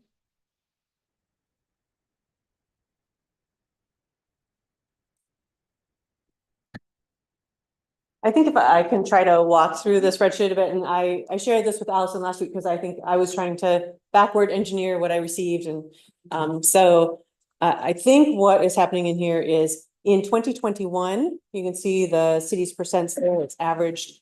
And then that percent, 32.2%, was multiplied times, the cost allocation times the net expense. So you see that line up there, 67,000. That's how we get to the 21. And then in 2022, the city's percent, 24% was the average, and that was multiplied by the operations contract. And so I think perhaps what was intended was that the calls for service, so in 2021, for example, that was 29.5%, would have gone to the net expense, and then dogs impounded, that 34.9%, was to be multiplied by the operations contract under animal facility. And then the same thing for 2022. Okay, yeah, I guess what you just said makes more sense than what the sheet seems to imply. Yeah, and I'm just in all of this, I wanted to be transparent from what was presented prior to when I arrived into the spreadsheet. So just sent that directly. Yeah. And so I will note that that Allison did not start this. I received this information on the last day or very close to the last day of the previous county administrator, who I think had sent this over. And in all disclosure and honesty, I said, he's retiring. I'm going to worry about this later. And so I didn't really look at this until Allison brought it back to me several months later. And at that time, that's when I tried to kind of reverse engineer the spreadsheet and realize that I don't know that this formula was the formula that was intended, but it is the one that we have, that was given to us from Jeff Hexel. So that's why I want to apologize for Allison. Like, these were the numbers that she did not put together. But we were So if we were gonna look at the 2023 numbers, which he did not have benefit of, and we were to look at the calls of service and the percentage, and we were to look at the impoundments and the percentage. The calls for service, the city had 26%. The impoundments had 41%. So if you were to average those two, it's 33.5%.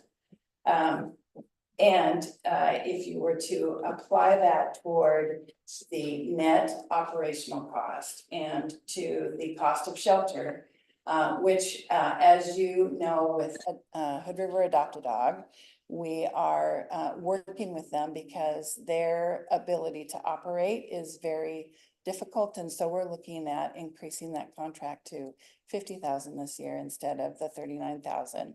So we would be adding up 22.5 plus 16.7 for a contract cost of 39,267 based on 2023 numbers. And so the 2023 numbers would include our current cost of service, the cost increases for staff, the operational cost for the shelter.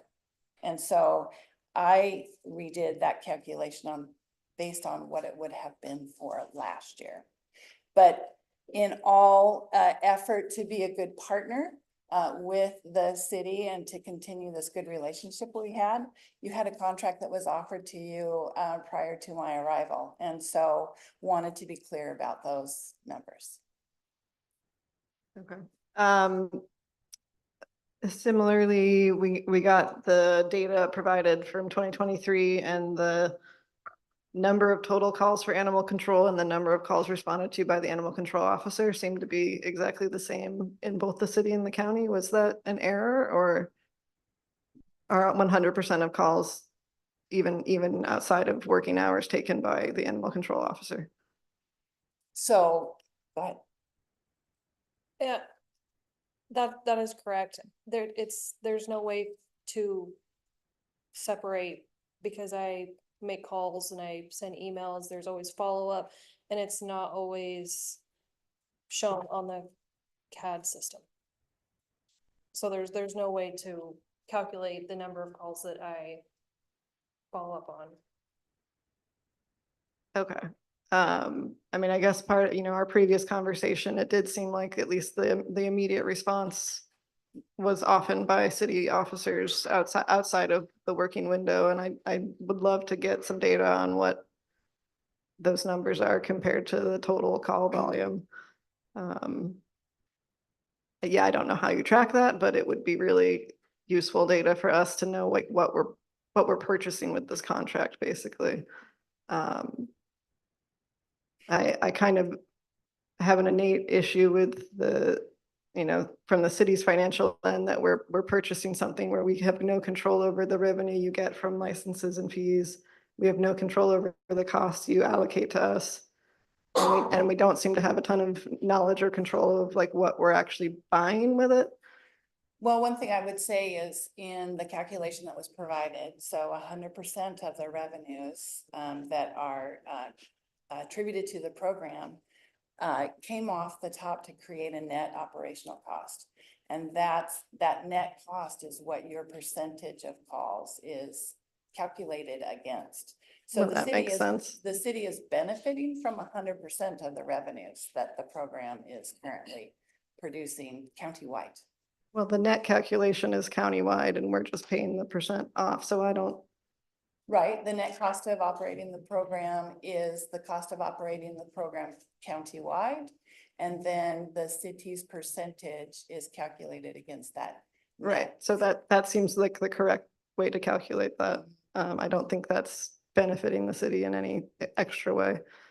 One thing I would say in regards to the total cost of service, so if the city were to opt in to this service on your own, there's great benefit that comes from the synergies of the shared service, because we're providing the additional port service, we're providing the infrastructure, the licensing, the relationships with the vets, the shelter services. If we were just to calculate that cost alone, the county provides a building, and then we provide a contract to the nonprofit to operate the shelter services, and the county is getting that rolled into this contract amount. So for basically $31,000, if the county were to set up your own program, in all reality of staffing it, providing the infrastructure of licensing, billing, collection, hearings examiner, shelter, the reality is it would not be $31,000. And so what you're seeing here is the benefit of the partnership between the city and the county. I hear you, but at the same time, it sounds like you don't have very accurate data. And so I don't know that I could believe 100% what you've just stated when you can't tell us out of the 490 calls, how many of them were actually completed by your officers compared to ours. Can I give an example? Okay, so say in the city on a Friday night, a dog is loose and a city officer picks it up, takes it to the shelter. It's county responsibility. So I have to come to work on Monday, figure out who the owner is, check on the health and welfare of the dog. If it's ill, it has to go to the vet.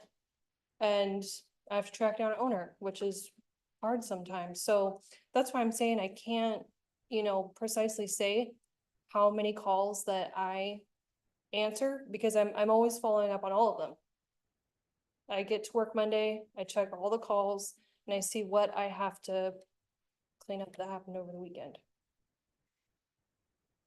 But if they call you on a Friday and you're not working a Friday, it's our city officers that are responding to that, right? Uh-huh.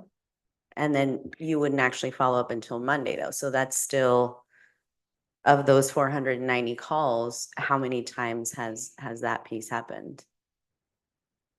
Can't calculate. Yeah, I think that's what we're trying to understand, is just that there just needs to be better data to help us understand our return on investment. I understand that this is a partnership. Of the $31,000 earlier, you were mentioning that there were still opportunities to improve the customer experience specifically for Spanish-speaking individuals. How much of that 31,000 do you predict is going to go towards that? How much of the, so the 31,000 is a contract for services for the program. So I think you heard Amanda describe what she is putting together for the program. As a new county administrator, my goal is countywide to supplement what we're doing in terms of dual language, communication, collections, and so that she is having additional support that is countywide. Yeah. Megan? Thank you for the overarching questions. I agree more data would be really helpful. I don't know if this is a question more for Abigail, I guess Abigail and Allison, kind of really specific in the actual contract or IGA, page 75, where it, for a city shall be responsible for managing animal control needs outside of the county animal control officer's working hours. I am wondering if we could kind of more explicitly state, like, how many hours, is this 40 hours a week? What do we have set days and times? Like, again, kind of knowing what we're actually contracting for would be helpful from our end. I think in regards to what you're contracting for is based on calls for service. And so that hourly rate depends on the calls, obviously. So I don't need a rate, I just want, like, what are the working hours defined? If I don't know if that's possible to add to this one, or You're asking for, Counselor, asking for language that would specify which hours the city thought we needed the animal control officer to work? I mean, if you let me get there, it'd be great, but I'd love to, you know, even if we're not mandating certain hours, like just know what are we, again, yeah, what are we purchasing? Is it 20 hours a week? Is it 40 hours a week? And I think there's I guess question for the county is, I'm making the assumption that we are, I'm sorry to talk about you in the third person, Amanda. We're buying like a fraction of the program, or we're buying into the fraction of the program. So if the animal control officer is like taking vacation, then we are also like paying for a fraction of that vacation, right? So it's not that we have a guaranteed 40 hours a week. I'm looking for like, if that's, or I don't know, like often when we contract for services, and if that person's out, then we get another person. So I'm assuming it's the first, but maybe it is the second, like in contracting, what is the city receiving? Is this a guaranteed number of hours per week, or we're buying kind of a 30% of the animal controls officer's time in the program? Yeah, that's always a tough question. People have that all the time. Because the animal control deputy is a contract member, union member, so we have to abide by the CBA, like everyone else. And when she's on vacation, she's on vacation. You know, typically, we haven't filled that position with a deputy per se, because we've always been shorthanded like every law enforcement agency across the nation. To take a deputy off patrol to assign them to animal control, it just hasn't been done before. I know they have assisted, just like the city has assisted us in calls for service. We've also assisted the city in calls for service. We work that jointly. But to answer that question, no, we don't pull somebody off of patrol and move them into her position while she's on vacation or sick time. So we don't have a guaranteed number of hours of animal control on a weekly basis or a yearly basis. Other questions, Grant? Thanks for being here, answering questions and clearing up some misconceptions that the public has with contracts that are out there. It's not an enviable position to inherit some things that may need to be cleaned up over time. And none of this is necessarily a personal thing, so I don't want to take this baggage or line of questions in that way. I hope you don't. Piper took her first steps, by the way, so. Getting back to the actual business and questions. The city is part of the county. Everybody in the city also pays county property taxes. So some questions from other councilors would be, city residents are already paying into the county for these services. The assumption would be that these city residents are also county residents as well. So they would assume that these services would be included in their tax bill. Right? That's it, let's say safe assumption to be made, yes. Well, so I think you have to, again, go back and look at the statutory services. Sure. And so animal control is a main. And so we first and foremost, when we look at the budget that we are stretching, we're looking at those mandatory services first. And so animal control is a main. And so there is an additional cost. That's why, as a county, we have looked at the additional revenue streams like licensing, fines, forfeitures to support the effort. We also look at the density of where the issues are. And so I think that factors into it. Yeah, and that's why you have the percentage splits and try to calculate it that way, which I get. I understand that's how it's been set up in the past. I personally would appreciate a cleaner arrangement going forward in the future, really clear sort of projection and arrangement into the future. Something that's not, in my estimation, as convoluted is perhaps the wrong word, but having to go through these mathematical machinations to come to a simple, what I feel should be a simple agreement. I think we should I feel like we should come to a simpler agreement than this is and has historically been. I think the way that this arrangement has been historically has led to this difficulty, and a lot of these questions would be non-issues if we had a much cleaner, more straightforward agreement.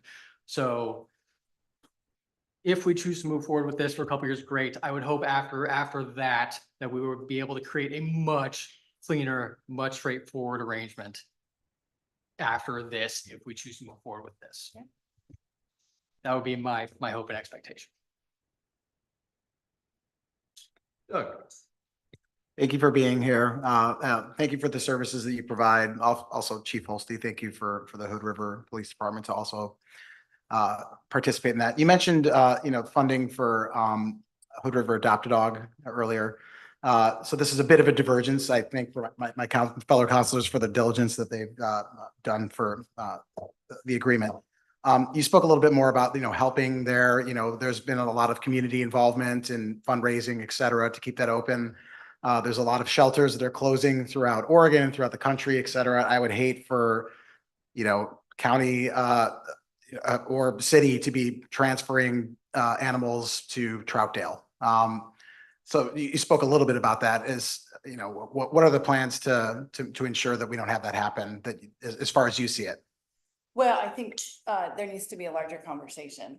So the shelter was started as a service that was provided through the sheriff's office. And so there was a building, there were sheriff's staff that were taking in dogs and going up a couple hours a day to feed them and provide that service.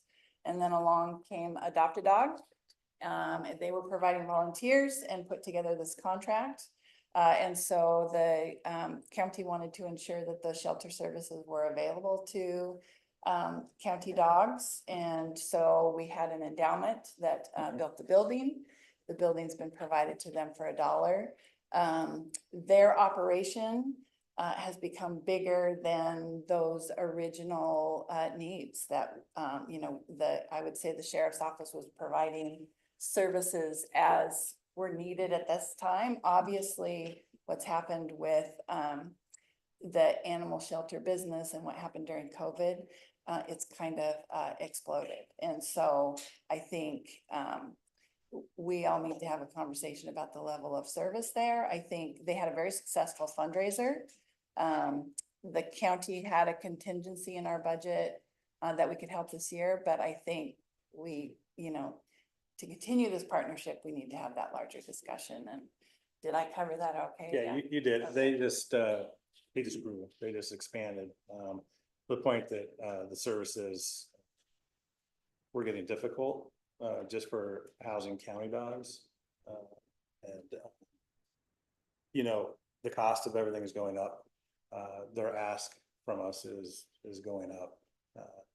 And so really just working together, trying to figure out how, like Allison said, it's going to be, I think, a bigger discussion on how we can keep that shelter, that animal adoption program going to service everybody.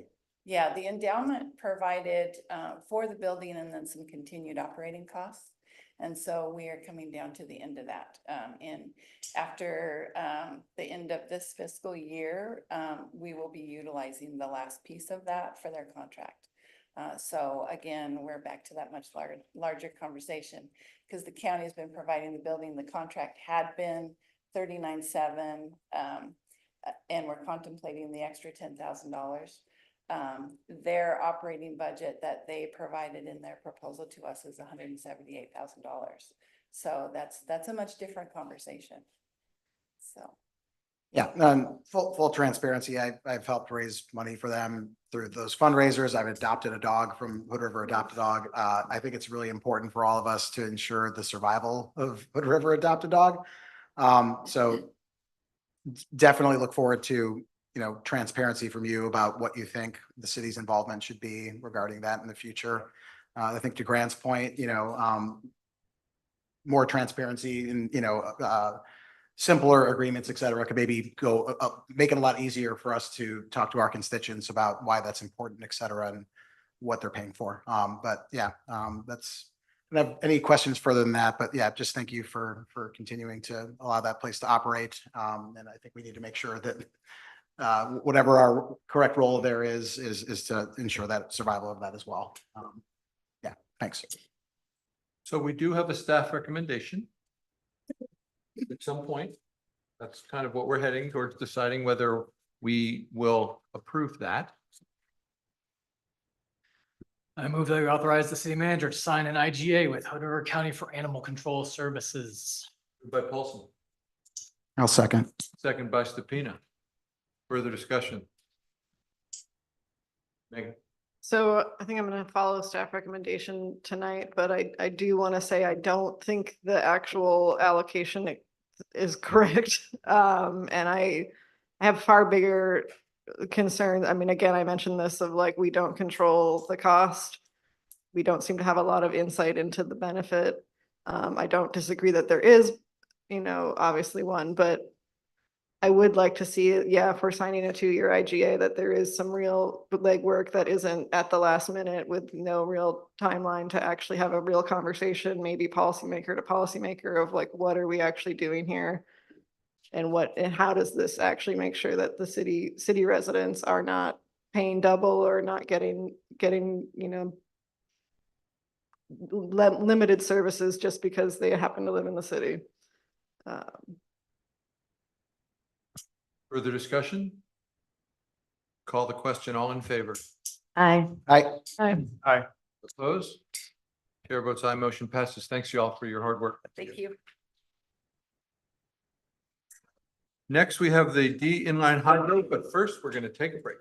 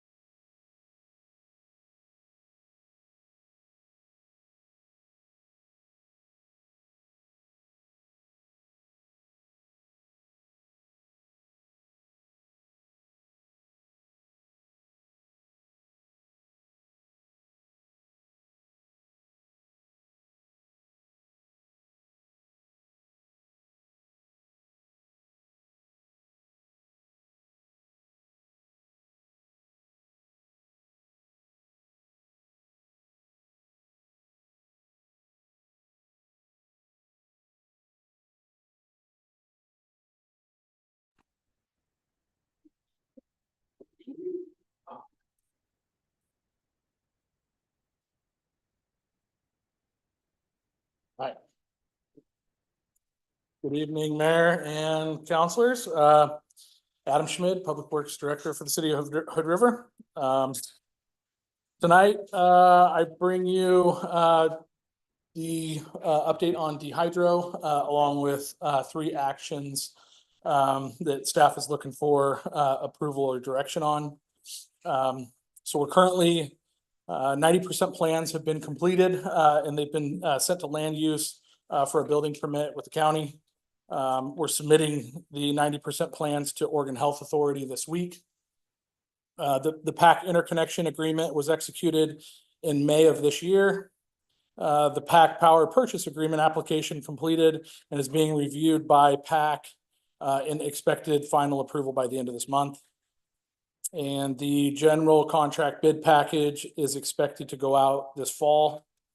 The contractor award will be the winner of 2025, and we will break ground after the frost in late spring of 2025.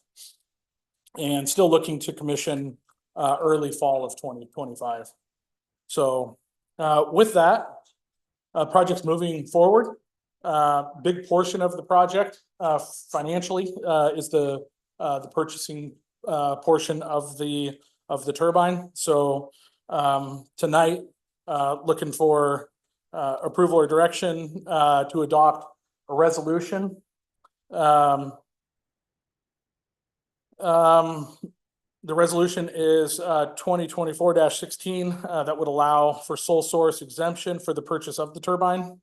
And the purpose of this, the turbine itself is specifically designed around our pressure, our flows. So kind of a standalone part and only fitting to the design that we currently have on this.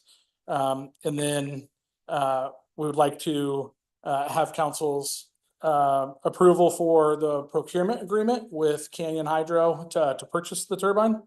And then with that, for the funding portion of it, have council approve the exploration of short-term financing to bridge the project cost until the grant and tax credits are received to reimburse the financing that was used.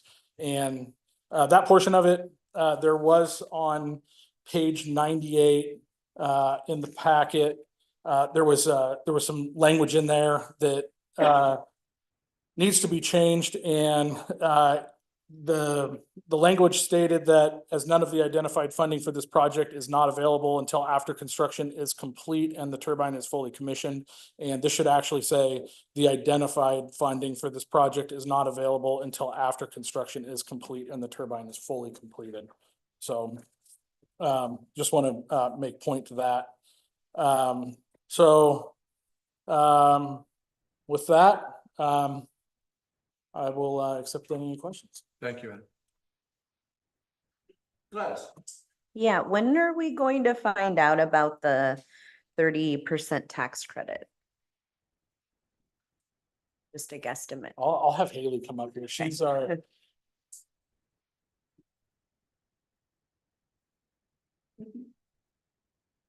Hello, Haley Ellett, Management Analyst.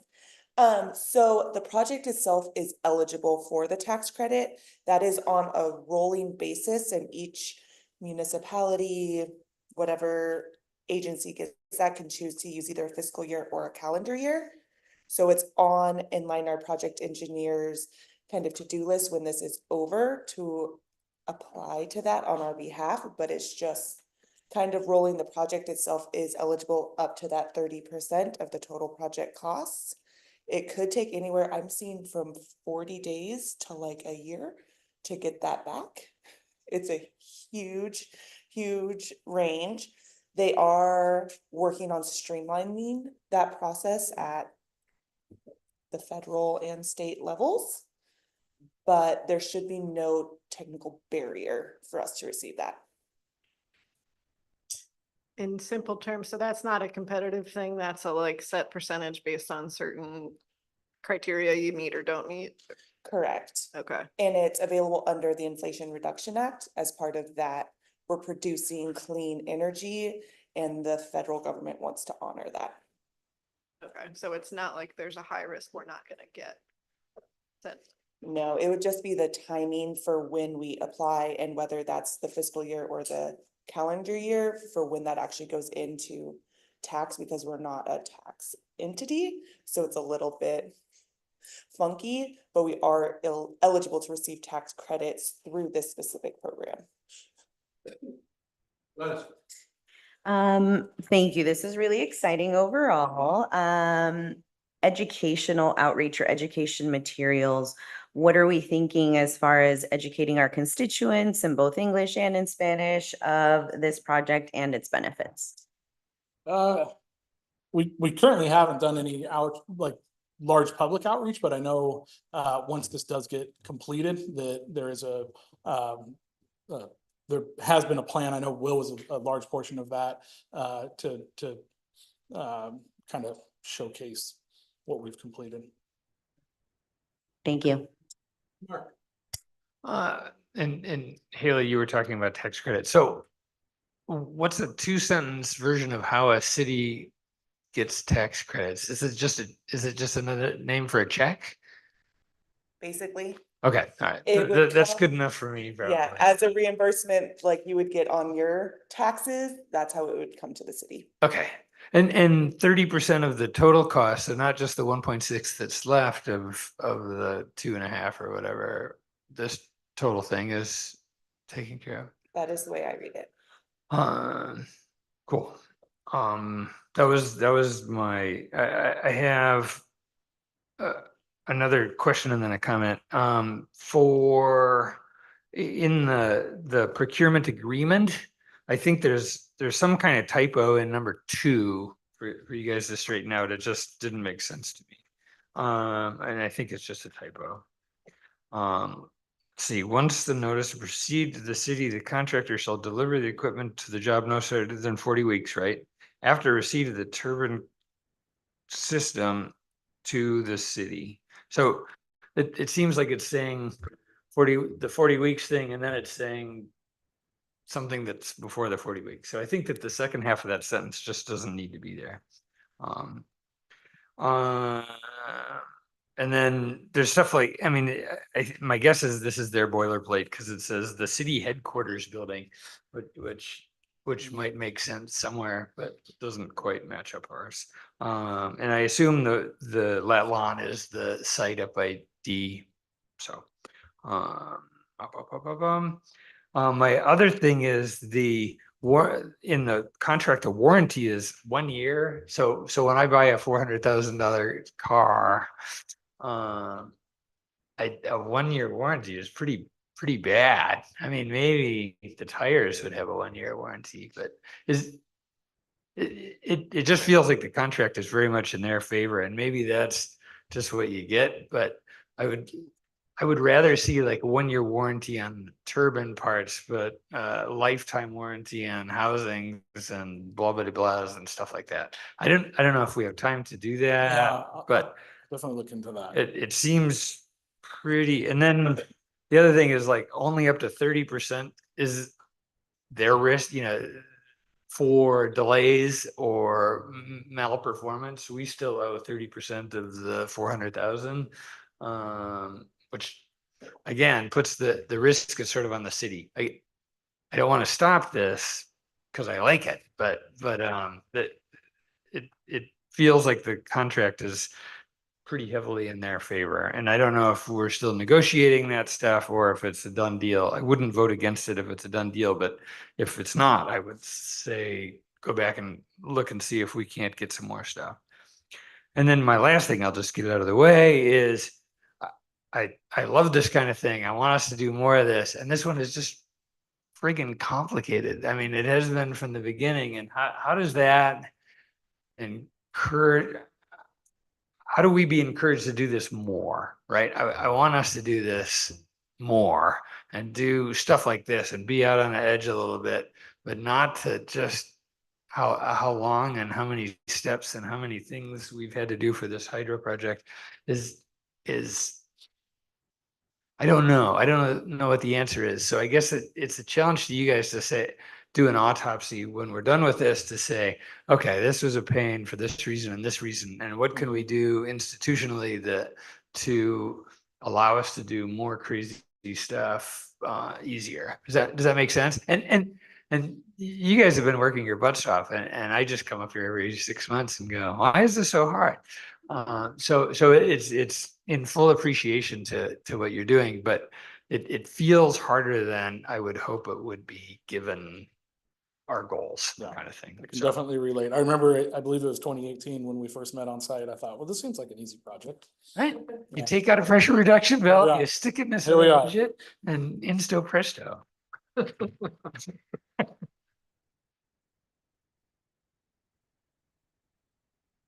Any further discussion? I would entertain a motion.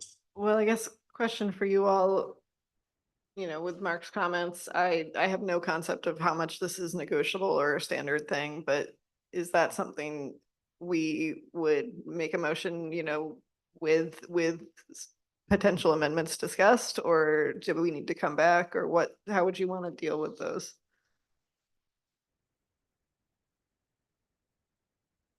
I was thinking back to Bellevue when we went up to Bellevue, and Canyon's they're based out of Washington, Northern Washington business, and I remember they were having some issues with theirs, and Canyon, it was outside of the warranty, and I remember Canyon had still came forward and done repairs that they didn't charge anything for at the time, but yeah, I to be honest with you, I have no idea if there is any negotiating that we can do regarding warranty.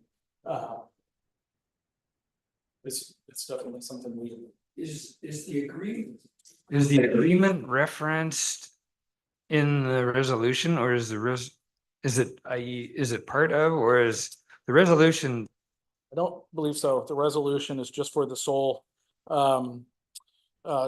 procurement of the turbine itself. So the motion, I think, is good. It's before whoever signs the agreement to see if we can't. So I think I heard from Councilor Zan Miller that if we were unable to negotiate a longer agreement or a longer warranty, he would still want to approve it. So I guess I would say we have heard that message and we continue to do that. If the rest of you, if a majority of you agree with that sentiment of like you would still want to approve it, then I would say just use the motion as written. If a majority of you want to tie this to extending the warranty, like you wouldn't approve it unless the warranty was extended, then I would add that language into the motion language. Okay. Then I am going to move we adopt resolution 2024-16 and direct the city manager to sign the procurement agreement with Canyon Industries, Inc. to begin custom construction of the inline turbine. In addition, I move that we direct staff to explore short-term financing options to be approved at a future meeting. Moved by Saunders. Second. Second by Paulson. Further discussion? The one comment I'll have is that city's water source is, the center of our mission. I really don't want to see the headline of like boil water notice while we figure out how to make things spin. Like we are putting a useful thing in a critical thing. Any further discussion? All in favor? Aye. Aye. Opposed? Chair votes aye, motion passes. Thank you. Legislative priorities, Abigail.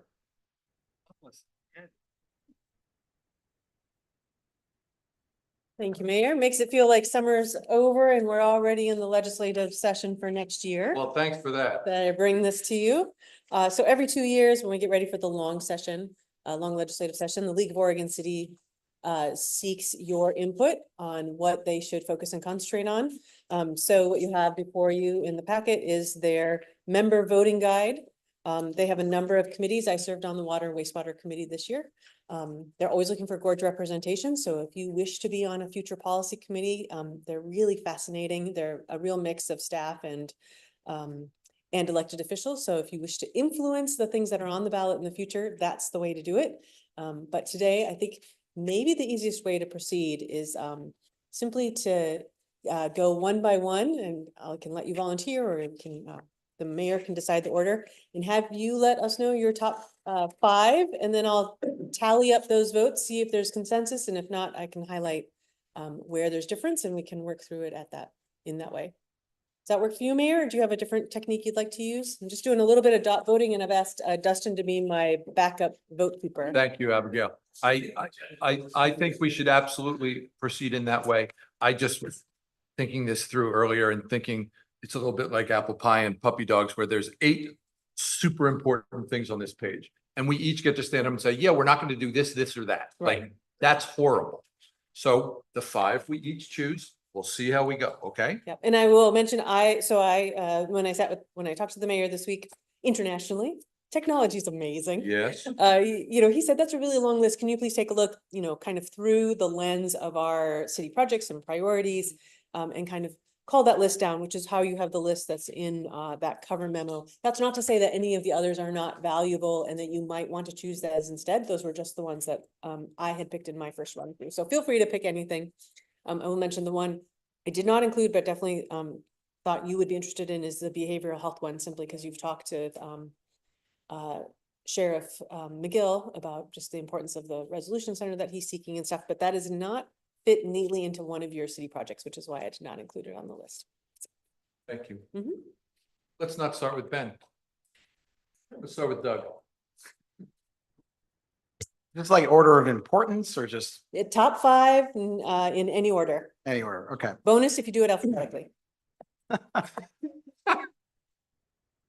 Well, shelter and homeless response. Full funding and alignment for housing production. The great streets, so community safety and livability.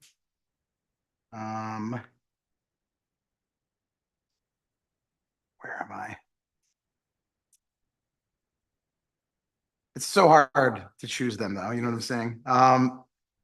Do you want to come The back? the 2025 transportation package and restoration of recreational immunity. Good job, Doug. Thank you. Megan. Infrastructure funding, shelter and homeless response, full funding and alignment for housing production, restoration of recreational immunity, and 2025 transportation package. Mark? Infrastructure funding, housing production. Hold on. Oh, thank you. Great. Infrastructure funding, full funding and alignment for housing production, assuming that means dollars. Restoration of recreational immunity and assuming it reduces risk. Building decarbonization, dollars. And community safety and livability, great streets, dollars. I didn't pick shelter and homeless because I think it's a partner responsibility more than a city of Hood River one. So Thank you, Mark. Gladys. Infrastructure funding, shelter and homelessness response, building decarbonization, 2025 transportation package, community safety and livability. Thank you. Grant? In alphabetical order. Infrastructure funding, and these are the things that I think are important. I disregarded things that I assumed are going to happen anyway.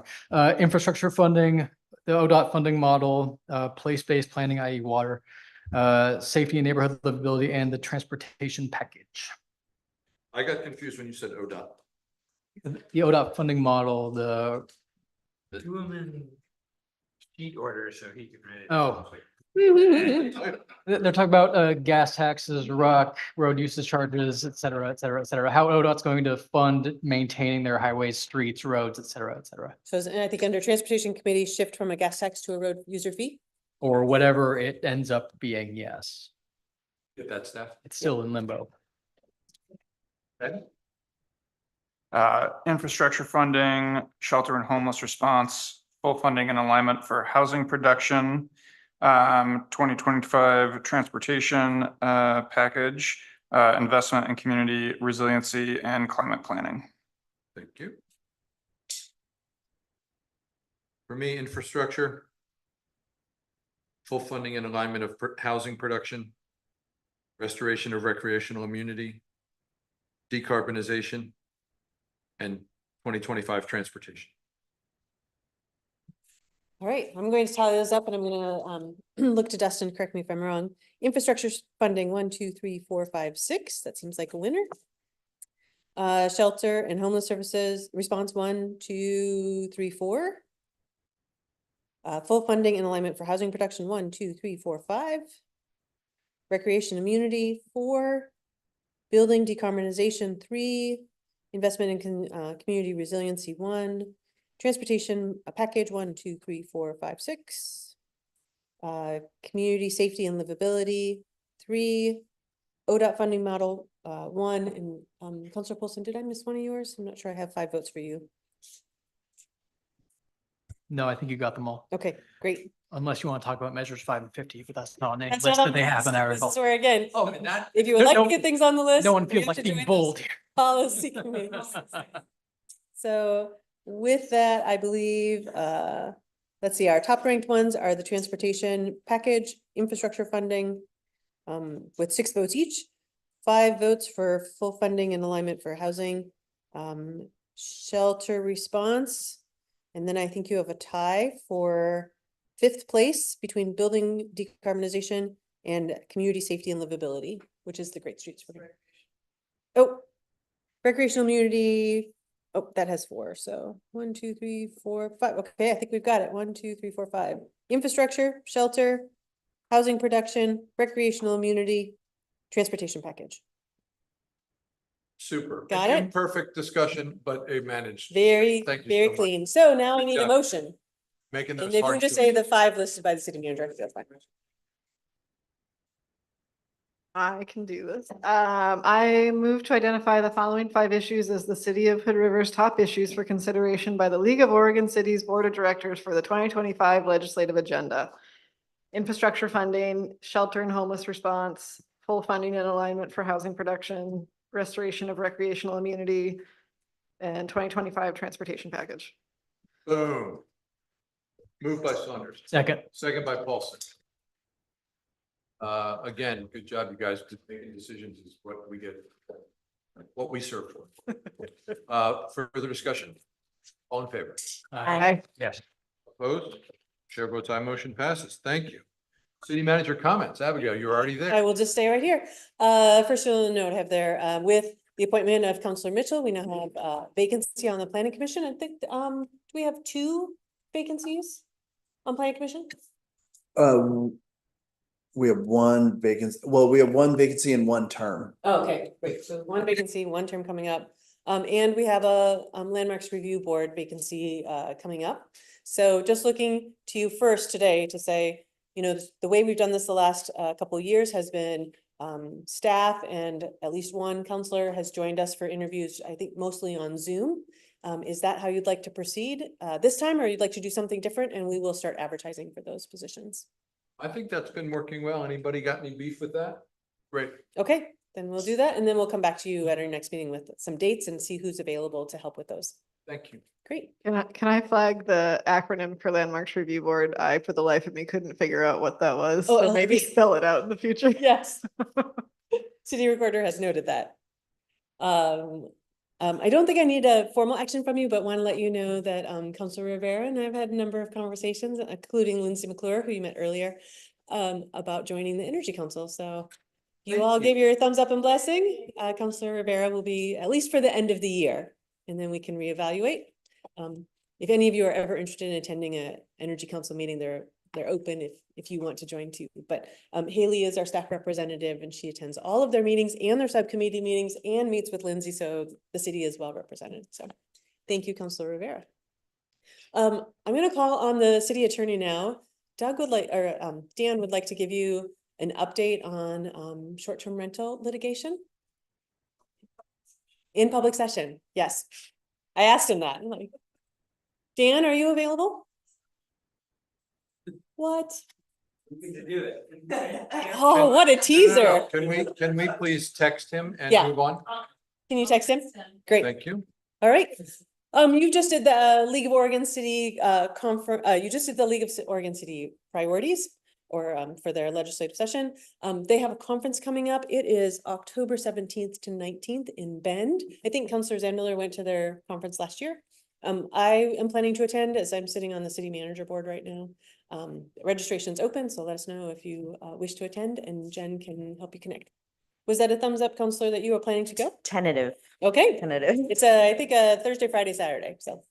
And I think the agenda is out if you decided that you wanted to just go to part of it or whatever. And then while we wait for Dan, I just have a really interesting piece of input, data for you. Do you know that our wastewater treatment plant is part of a statewide effort to measure COVID?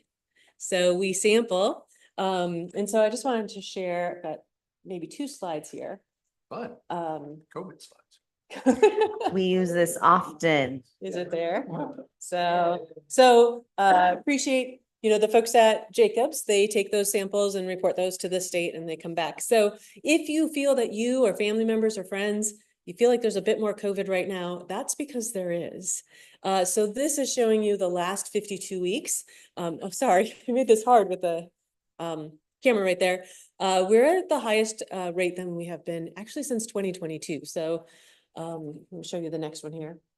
This is since the beginning of, I think when we started measuring, which is January 2021, and I think it gets us back to about July or August of 2022. So we're at the highest we've been in 2 years. So please take precautions, wash your hands, wear your mask if you're not well. Don't come to council sick. We can you can attend on Zoom. So all of that, but wanted to let you know that we have that data collected. We're still below the state average right now, but it definitely is on the rise. Thank you for that. That's super interesting. I have some technical questions about the science and I will follow up later. I would be happy to find somebody who knows a lot more about it. Can show you a lot more than that chart if you would like a presentation, but it's really interesting One trip data. to Vegas and. Right. Great. I think Moving that on. was it unless we've got Dan. Okay, let's Okay, keep going. committee reports, Grant. I was actually able to attend the Region 1 ACT meeting. Yeah, because it happens to fall on Mondays that are the same time as our city council meetings. Let's see. They're working on their bylaws for the Region 1 Act. So we'll see what changes. There may be discussions about changing who sits on that body, especially since one of us is only able to attend sporadically. So we'll see if that happens. I don't mind going there. We're just able to only attend so often. Right now, it's set up where if somebody misses 3 consecutive meetings, they could be off, but I'm able to be there often enough that that's not in danger of happening. So that's one thing that's being looked at. And one thing that came up that is now effectively dead in the water as far as what was communicated to us in the last meeting was that tolling is not happening as part of the funding mechanism that ODOT's looking at. Metro tolling. Yeah, it's off the table as far as they're looking at any of that stuff. So that option as far as a funding source for roads is done. So they're going to be looking at other funding sources, vehicle fees, road usage charges, that sort of thing. Indexing fuel gas taxes to inflation, maybe increasing gas taxes, that sort of stuff. So that's what they're looking at. And the rest of the stuff is bigger infrastructure things that cost a lot of money, like Rose Quarter, urban mobility, financing, bigger infrastructure projects, stuff that may or may not be as further along in the development cycle as another $500 million project that we have more local to us. So, yep, that's it. Thank you. Every year, MCAC conducts the point in time survey. This is across the Mid-Columbia region. Still waiting for preliminary data to go through the housing and urban development, but the preliminary data does show that there is an overall 16% decrease in individuals that are experiencing houselessness compared to 2023. It also shows a decrease in unsheltered individuals and an increase in sheltered individuals. So the ability to rapidly rehouse those who are unsheltered. And I thought that that was incredible that the data is telling us that there's a decrease in our services. So commend all of us in the city for being partners to MCAC. This is our constituents that are being represented in this data as well. And let's continue the good work. We need a shelter in Hood River. None for me. Nothing for me. Doug. 780 Rand Road naming. I was unfortunately unable to attend, but was brought up to speed through email and through Kevin Liberty actually attended it. So kind of where they're at right now is first name. So it'll be something Terrace or Ridge or whatever, that they're not focused on the second name right now. So kind of narrowing it down from a list of a bunch of key stakeholders. And from there, they'll be able to decide things like they would recommend on what should street names be, et cetera. So next meeting's fairly soon and just kind of narrowing it down. And I think it's a good process. I'm glad the city's been involved and Kevin's been extremely involved in this. Yeah, they'll hopefully be reporting on what is chosen for first name and keep you up to speed about the process. Thanks, Doug. Yeah. So what we're just finishing here, Ben, is we all serve on committees beyond this council, and we'll be talking, and you'll be talking with staff about what's open and where you'd like to serve and whatnot. And we just heard the reporting back from each of us about the committees that we serve on. You're not on any committees now, so I don't think you're going to report at this moment. No, but just for my reference, it wasn't explicitly named what each committee you were reporting on, so that would be helpful for me. I could suss some of it out, but. Oregon Region 1 ODOT, so Hood River to like Hillsborough and just past makes up Oregon Region 1 of ODOT. So all the highways, state routes, incorporating some surface streets and that sort of thing. This is a group that advises the ODOT Commission and Council that goes on. It's an advisory group made of councilors, mayors, and other appointed folks from around that region. I serve on the Energy Council now and on the Mid-Columbia Community Action Houselessness Collaborative.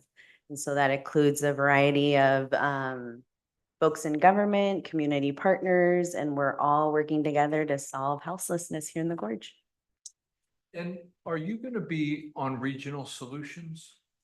And Regional Solutions Committee to the Governor. Doug and I both split being ex officio people on the Visit Hood River board, just so that one of us will make it each one of their quarterly meetings. So I'm on the Hood River Saruta Sister City Board. Yeah, as Mark mentioned, and yeah, there's also shorter, like not standing committees that we will do every once in a while, like 780 Rand. So we might get a short assignment. So that's sort of fits in the committee, but Visit Hood River is my main assignment with Mark. And I serve as the chair of the development arm of the Housing Authority. It's properly called the Columbia Cascade Housing Corporation. Thank you. Welcome.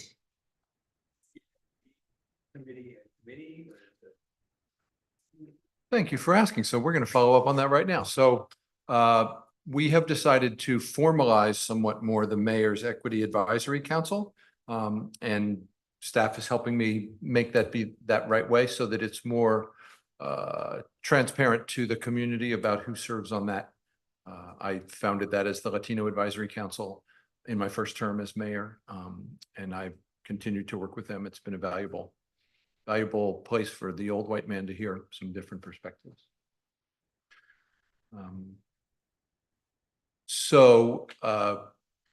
The Columbia Cascade Housing Corporation is one of the city partners on the 780 Rand Road project. We are currently serving, we currently have an interim executive director serving, and we are just kind of getting the search process going. We're going to hire a consultant to help us hire the new executive director, but no, just kind of little news on that. No big news right now. There'll be hopefully more news in a month. And then we have just sort of general comments beyond the committee, stuff that folks would like to share. So we'll start with Grant again. And if I could, sorry to interrupt, just let you know that Dan's neighborhood lost power. Oh. So that's why we missed him. That seems like a valid excuse. So we're trying to see if he can call in instead. Great, thank you, Abigail. Nope, nothing that I didn't tell Allison earlier. Yeah, I would like to give a big shout out to Katie from Visit Hood River and the Latino Network. There will be a first Friday that's specifically tailored to the Latino community. So First Latino Friday, I'd say. It will take place this next month in September. Some of you may know that September 16th is Mexican Independence Day. There's going to be food, music, resources. It will take place September 6th. It will start at 5 o'clock in downtown. I recall when I was first appointed to council in 2019 and was just livid about the local Wednesdays. And, you know, I feel like it's taken 5 years, but the first Latino Friday is going to happen. And I really hope that this continues to bring out a large percent of our community that doesn't always feel included to come downtown, and that we can have more of these events.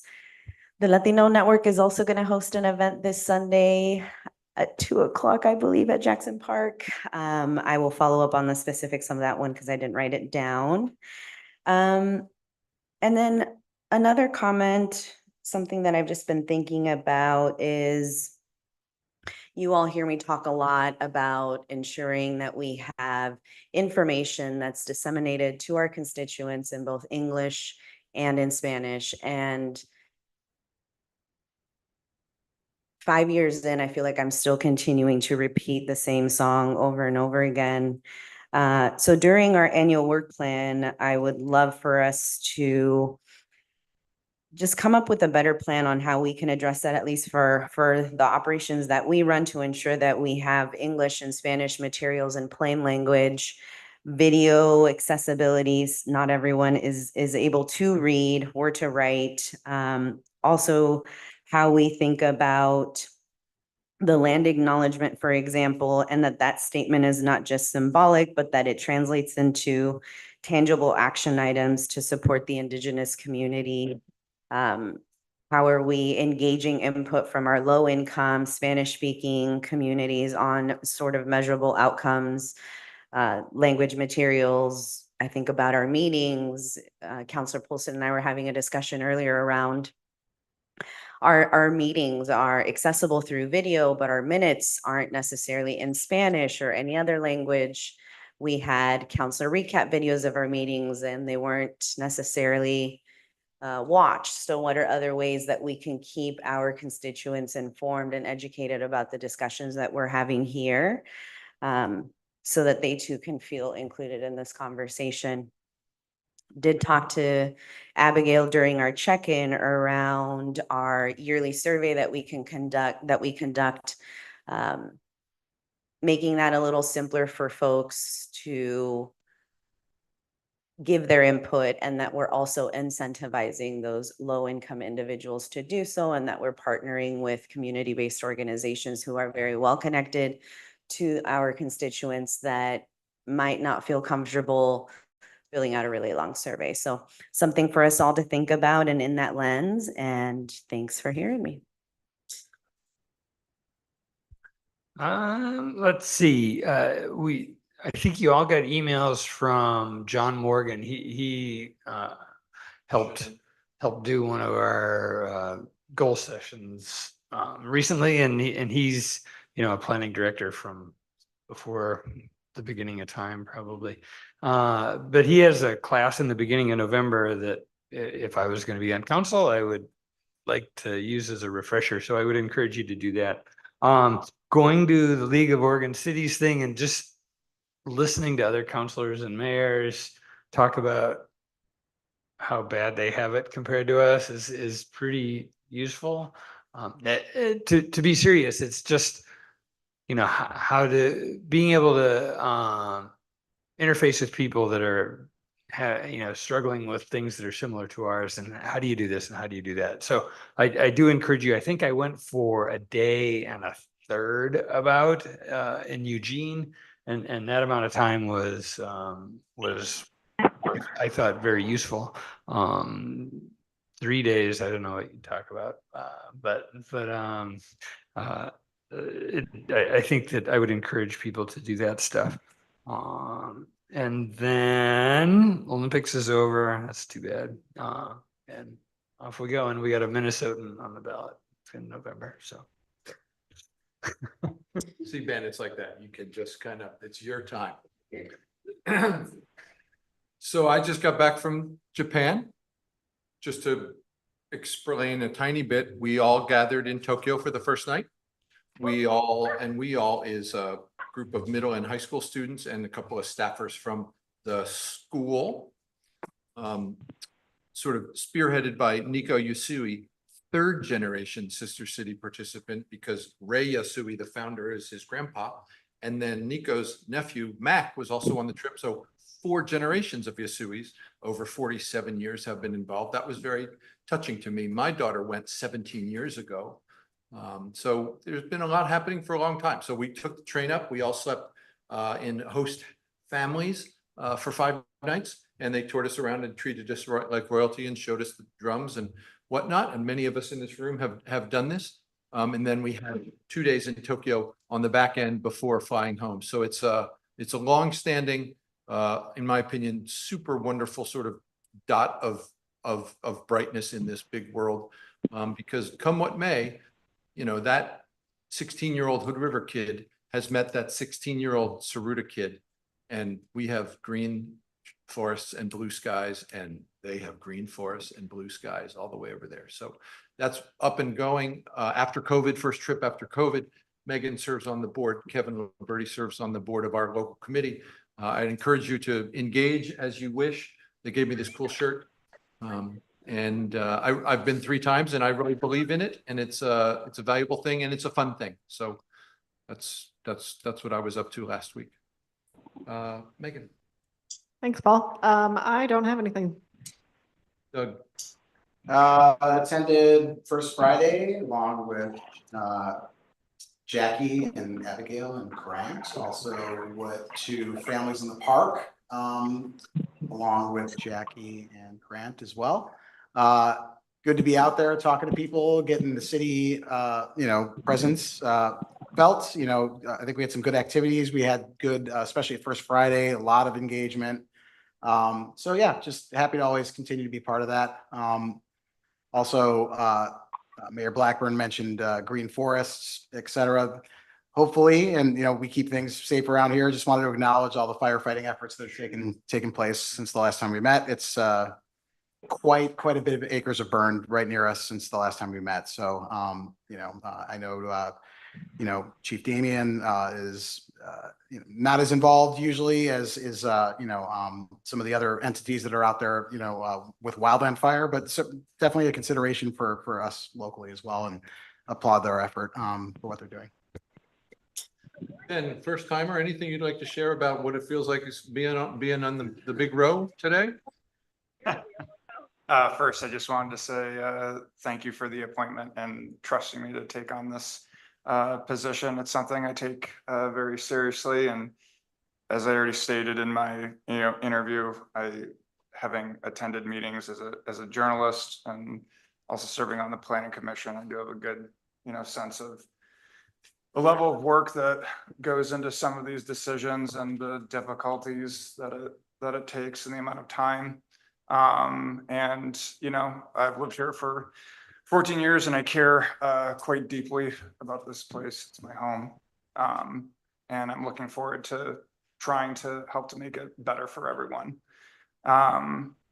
So yeah, I don't really have a lot to say other than that. And thanks for being welcoming and already teaching me stuff just in this very meeting that I clearly could have maybe handled the minute thing a different way.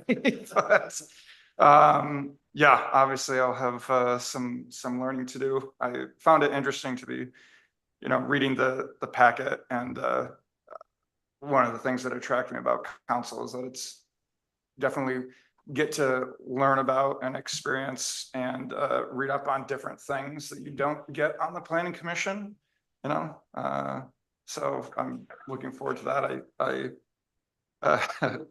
This may go away after a while, but I enjoyed reading the packet and, looking at some of these things that I don't get to see. So, looking forward to learning more. Welcome. Thanks for serving. Anything else for the good of the order? Yes, Mayor, we have the city attorney online. Right. Looks like- Give us the update, Dan. Hi, can you hear me okay? I hear you great, Dan. Okay, great, thank you. Just a quick update. I didn't want to necessarily do this in exec session. Open session is fine. It has to do with the federal lawsuit that was filed challenging your short-term rental regulations. Remember the last meeting, we amended those STR regulations so that to qualify for a license, either the owner has to use the house as their primary residence, or they can have a long-term tenant there. So that amendment did not go unnoticed by the plaintiffs. They amended their complaint in federal court, noted that to the court, and said further that the effect is to require the conversion of all short-term rentals in the city to hosted home shares, and kind of had that paragraph plugged into the amended complaint. But that, begs the question of whether it still violates the Commerce Clause, which is the sole allegation in this lawsuit. So the trial lawyer and I reached out to the plaintiff's lawyer, and they were sort of like, they were unhappy. I would say they're sort of pissed about what we did. I'm not sure why, and want to expedite a summary judgment motion, cross motions for summary judgment, to get the case decided on the pleadings. What I would say to you is I think we should be able to survive that and have the ordinance affirmed. But it kind of, their approach to this case now is sort of strange, because they're objecting to the approach we've taken, which is sort of close to the Santa Monica model, which was affirmed by the Ninth Circuit, which is where we are. And so what I would say to you, if this isn't good enough, that you would then seriously consider adopting in whole cloth the Santa Monica model, which would cause the prohibition of vacation home rentals and would only allow hosted home shares. I mean, that ordinance, that type of ordinance, has been affirmed by the Ninth Circuit. And if that's your only choice, then I'd probably suggest you consider that. So that's where we are. We're waiting for their motion for summary judgment to show up in the mail. I'll send that out to all of you when it arrives, but they want an expedited resolution on the pleadings. Dan, is there a issue of extreme timeliness on this? When I sit again here in a month, are we going to be able to do what we need to do? I don't think it'll be decided that quickly. They'll file their motion for summary judgment. We'll prepare and file our motion. Then it'll be marked up for a hearing before the court. And then, what is this, August? We might have a decision in November sometime on those motions. Maybe. I don't really know. Thanks for being our expert on this important issue. It's just a strange reaction. I got to tell you, I was kind of flummoxed by their response to what we did. I thought what we did was responsible. It, solved the Commerce Clause problem as the Ninth Circuit has identified the solution for us. Thanks, Dan. Any questions for Dan at this time, y'all? Anything else for the good of the order? We are adjourned. Thank you. Good night.